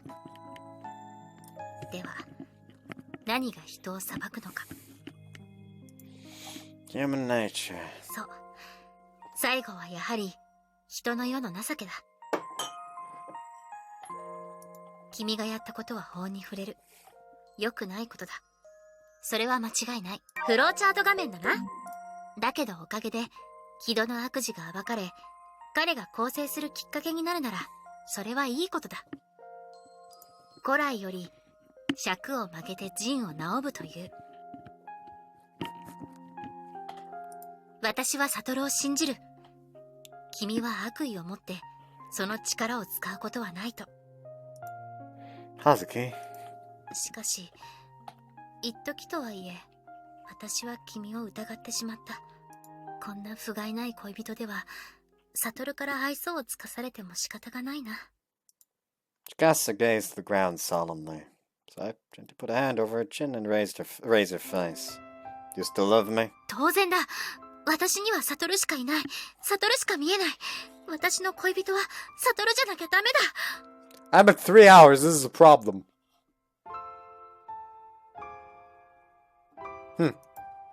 Love you too, Hazuki. Love your honesty and your yearning for justice is the most precious thing ever. That's why I agonized so much when you confessed to me. I knew that if I dated you, I'd have to keep secrets from you, which led me to believe I had no right to be with you. そうか。だから考える時間が欲しいと言ったのか。 I wanted to be as honest as you were I wanted to be as honest as you were being with me. どうしてだ？ Because I loved you. Because I've come to love you so much. So much. I've come to love you much, much more after today. もっとなぜだ？ You forgave my dishonesty. And even after learning who I truly am, you still loved me. You're the only girl for me, Hazuki. I don't want anyone but you. 悟。 Our faces slowly come closer and we lock. Our faces slowly become closer and we lock lips. Aren't the cameras like back up again? ごめんなさい。私を許して。 What are you talking about? I'm the one who hurt you. You embrace passionately and make out as if to make up for all the time we spent apart. There's cameras here! 悟。好き。もう絶対離れないよ。 You know, I'll always keep my arms around you. We gaze into each other's eyes as we mix our saliva. 悟。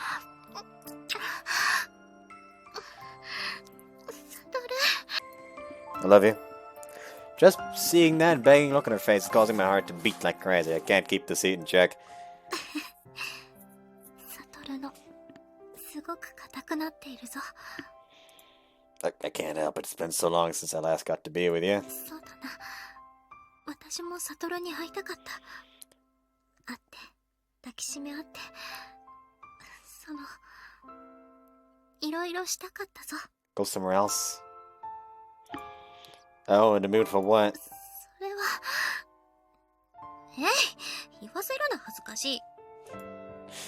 She sways her hips and turns away from me. Don't worry, I wanted to have sex too. Place my hand on her thigh and slowly move it between her legs. 待った。私から提案がある。 Okay? 今回、私は悟に申し訳ないことをしたと思っている。だから、お詫びがしたいんだ。 It's fine. I mean, I feel like I did worse to you. まあ、そう言わずに、ここは私に任せてくれないか？ What is she trying to do? Sure, but what are you gonna do to me? それは後でのお楽しみだ。 She then begins unbuttoning her shirt. Oh.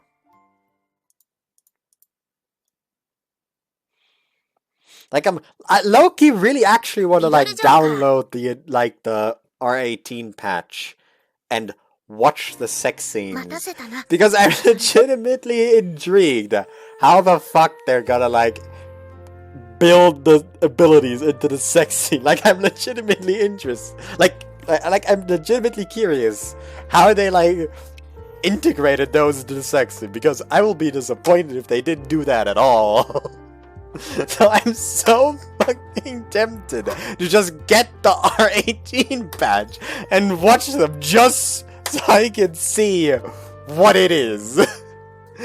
Like, we already know how it is in Mario's route with the whole fixation thing that he mentioned. Anyways, oh, no, it's all good. 外は風が冷たい。 Yeah, winter's fast approaching.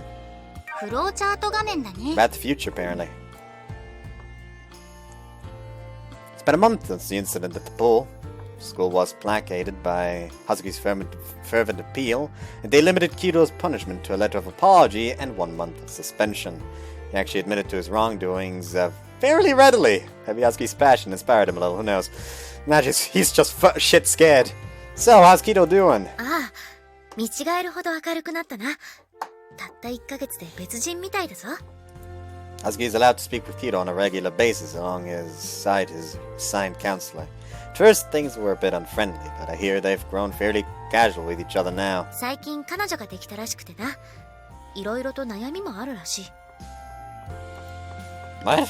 Isn't he suspended? How the heck did he get a girlfriend? いいじゃないか。そこは詮索しないでおこう。She really is in a good mood today. No, you've changed as much as he has, Hazuki. 何がだ？ She used to be so rigid in her ways that it made her hard to relate to for a lot of people. But I think after the whole thing with me and Kido, she's softened up in a good way. それより、昨日で奉仕活動が終わったんだ。ようやく区域からの解放だ。Thanks to the huge water explosion she caused, Hazuki was also punished. She was asked to write a letter of apology as well, and assigned 1 month of community service. But I can't exactly deny that she did go a bit overboard back then. Sorry about all that. It was largely my fault she got in trouble. また謝る。気にするなと言っているのに。Unlike two of them, I faced no real repercussions for what happened. Because nobody besides them and Nanami ever learned of my participation there. Even when the guards came to take Kido, Hazuki took care of things so that they didn't notice me. Most surprising of all is the fact that Kido didn't tattle on me to them. She never told me the details, but... And I knew she must have worked hard to convince him not to. 私はサトルの恋人なんだ。サトルが困っている時は私が支える。当然のことだろ？ Thanks, Hazuki. I love you. やめろ！いきなりそんなこと言うな！不意打ちだぞ！ She fans herself with her hands. ああもう、サトルのせいで熱くなってきた。Well, glad you're not feeling cold anymore. よくない。あまりに目立つ異性交友は控えるようにと訓告を受けてるんだぞ。Apparently rumors about me and Hazuki being super lovey-dovey in public spread around the school, and just got him admonished for it. Well, we're not forbidden from going out, so we can still be together. それはそうだが、外では控えた方がいい。Well, that's fine. We can make love as much as we want when we're alone. だから、そういうことを外で言うなってば。Clearly miffed, she turns away from me and sits on one of the courtyard benches. Sorry, please don't get mad. Don't get mad, please. 別に拗ねてない。この程度で恥ずかしがる自分が情けないだけだ。Well, I'm happy it's enough to embarrass you. なんだと？ならばこのままでいいのか？ I don't want my precious little Hazuki to stay the way she is forever. Right, I think it's about time we get started. ああ、そうだ。Hazuki mentioned that there was something she wanted to do once she completed her community service. She called it the dorm consultation room. She borrowed one of the 3 rooms of the dorm to set up a counseling room where students can go and talk about their problems.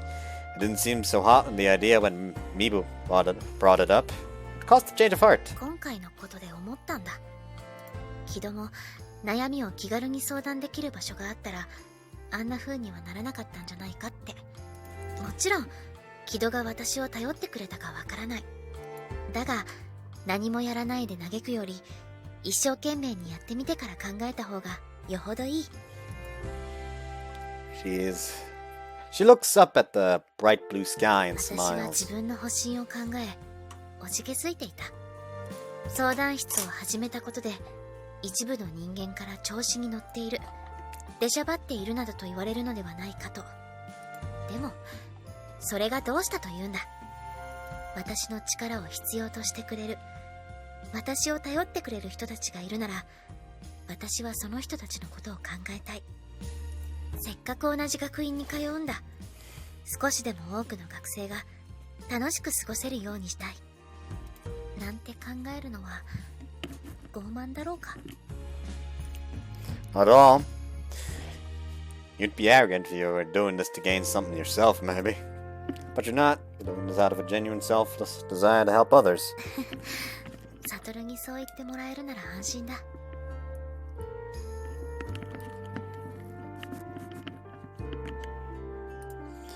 She takes a giant step forward with she's taken a giant step forward with this. May not be smooth sailing, but I know she has the strength to tackle any difficulties that come her way.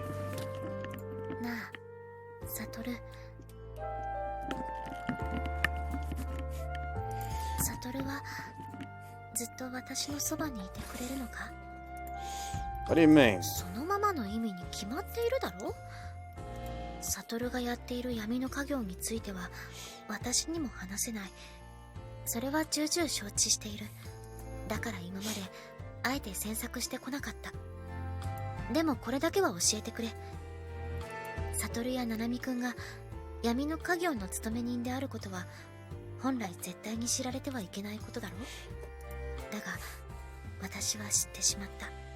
だからもしかしたらこの学院から去ってしまうのではと不安なんだ。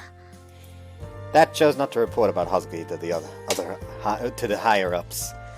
If they somehow learn of this, not only would Nanami and I be cut off, but Dad too for trying to cover it up. If you tell the principal or your father about it, I'll definitely have to leave. So in short, you have the power to keep me at this academy or not. つまりサトルの手綱は私が握っているということか。 She simply smiles. So, what are you gonna do with me? 決まっているじゃないか。一生離さない。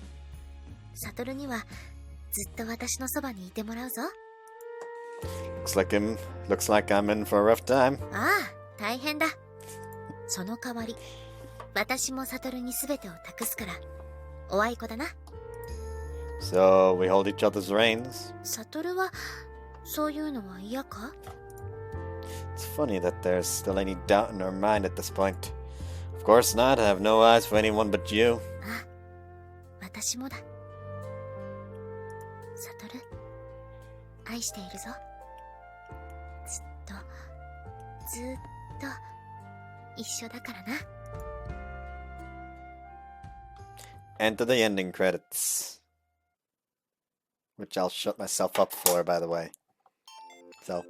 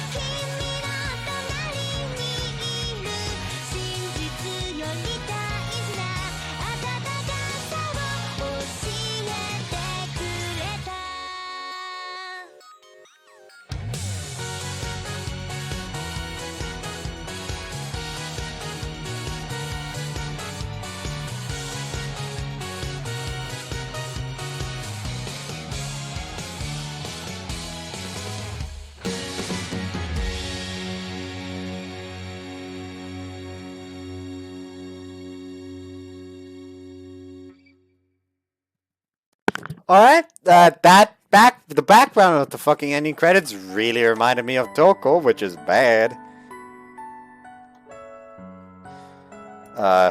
Apparently brand new skyscrapers line the city, so this must be quite some time into the future. Brand new skyscrapers line the cityscape, and the streets look as clean as can be. You can hear the sounds of trains calmly passing by in the distance. Here in this peaceful rural landscape, a town was created for the purpose of astron research. The town is Washizu Research City. Man, it sure has been a while. 2 or so years ago was when I graduated from Kika. It was the last time I was here. I walk around town, taking in all the nostalgic scenery.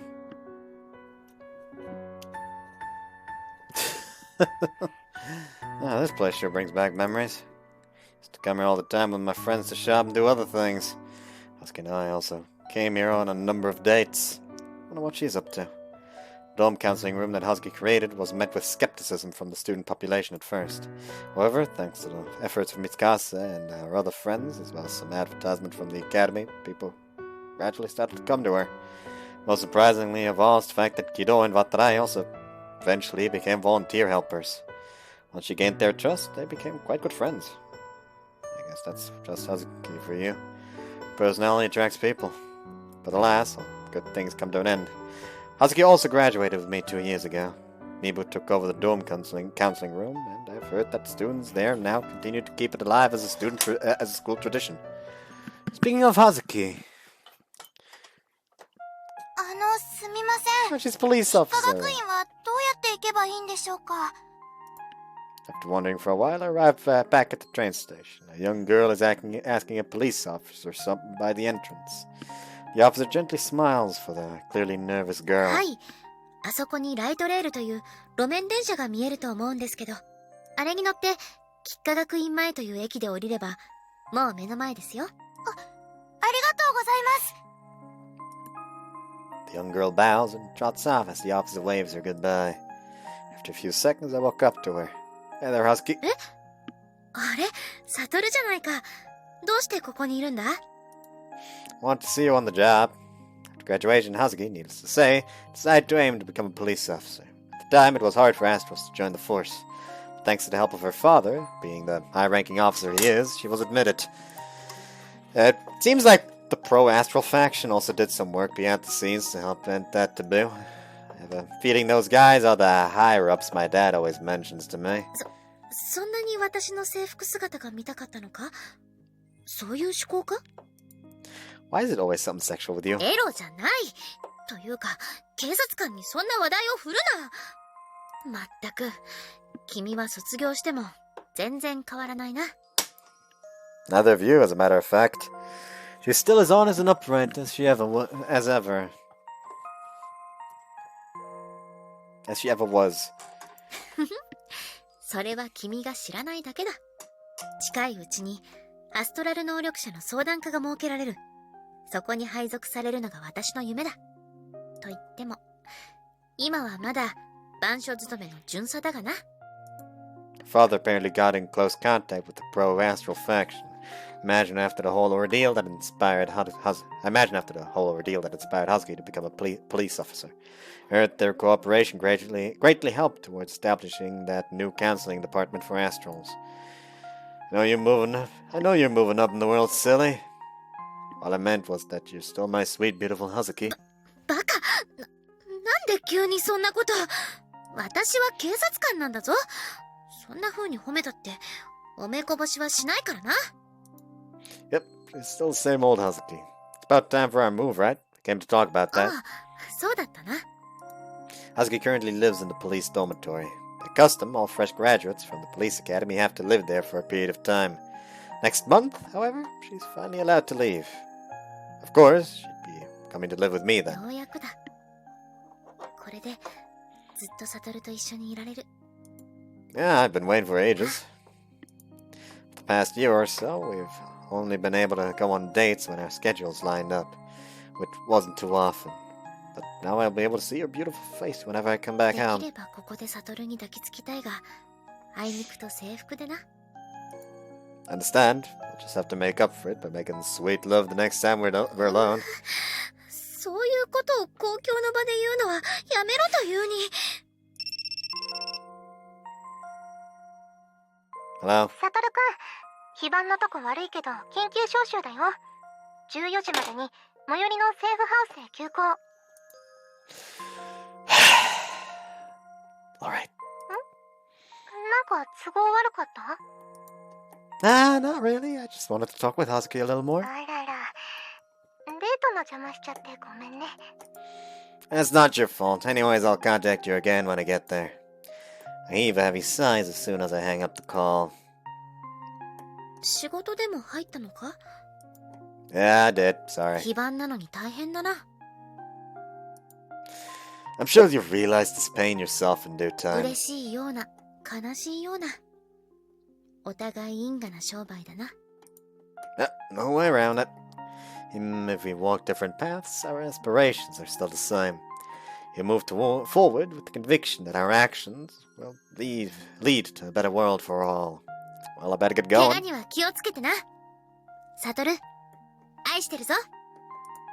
I love you too, Husky. It won't be easy to achieve the world we dream of, but we're working hard towards it day after day.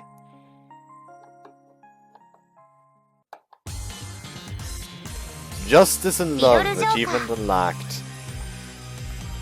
There we go. That was the Hazuki-Route. I accidentally recorded for 3.5 hours, but hey, if I didn't, tomorrow's part would have been like would have been an hour, and then poof, over. So yeah. So, anyways, like I said in my plan, フローチャート画面だな。 tomorrow I'll be starting Chizuki's route. Also, after About the Future, it's just Epilogue. But yeah, she went all the way to chapter 10, while Mayu just like ended at chapter 8, I think. Chapter 8, yeah, apparently one ends at chapter 6, but each one of these is just unbelievably long. I almost said unbelievably wrong, and that would have been weird. Anyways, so yeah. So yeah, tomorrow we'll be starting with Chizuki's route. Let me just put in that's here.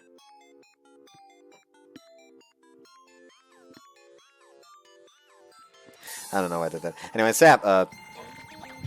yeah, tomorrow I'll be starting with Chizuki's route. I'll be like, guys, look forward to that. I exited, so the fucking music stopped. I want the lyrics version. So yeah, maybe I'll finally fucking finish this outro. So yeah, tomorrow we'll be starting with Chizuki's route. I'll have to make sure that I choose the right options this time. I probably won't be following the choice guide though. So yeah, that's all I wanted to say. And see you next time. Honest to God, I honestly kind of want to just like fucking blast through all these routes because I really want to get to Ayase. I'm really looking forward to Ayase. I mean, the reason why I'm looking forward to Ayase should be obvious.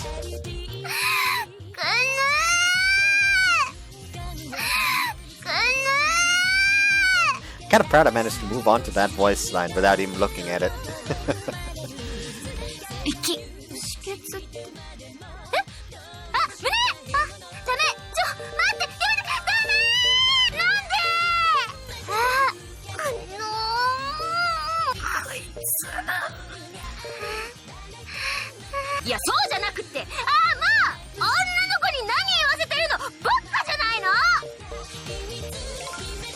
Yep, they're great. And then of course there's that. But the best one for her is still this one.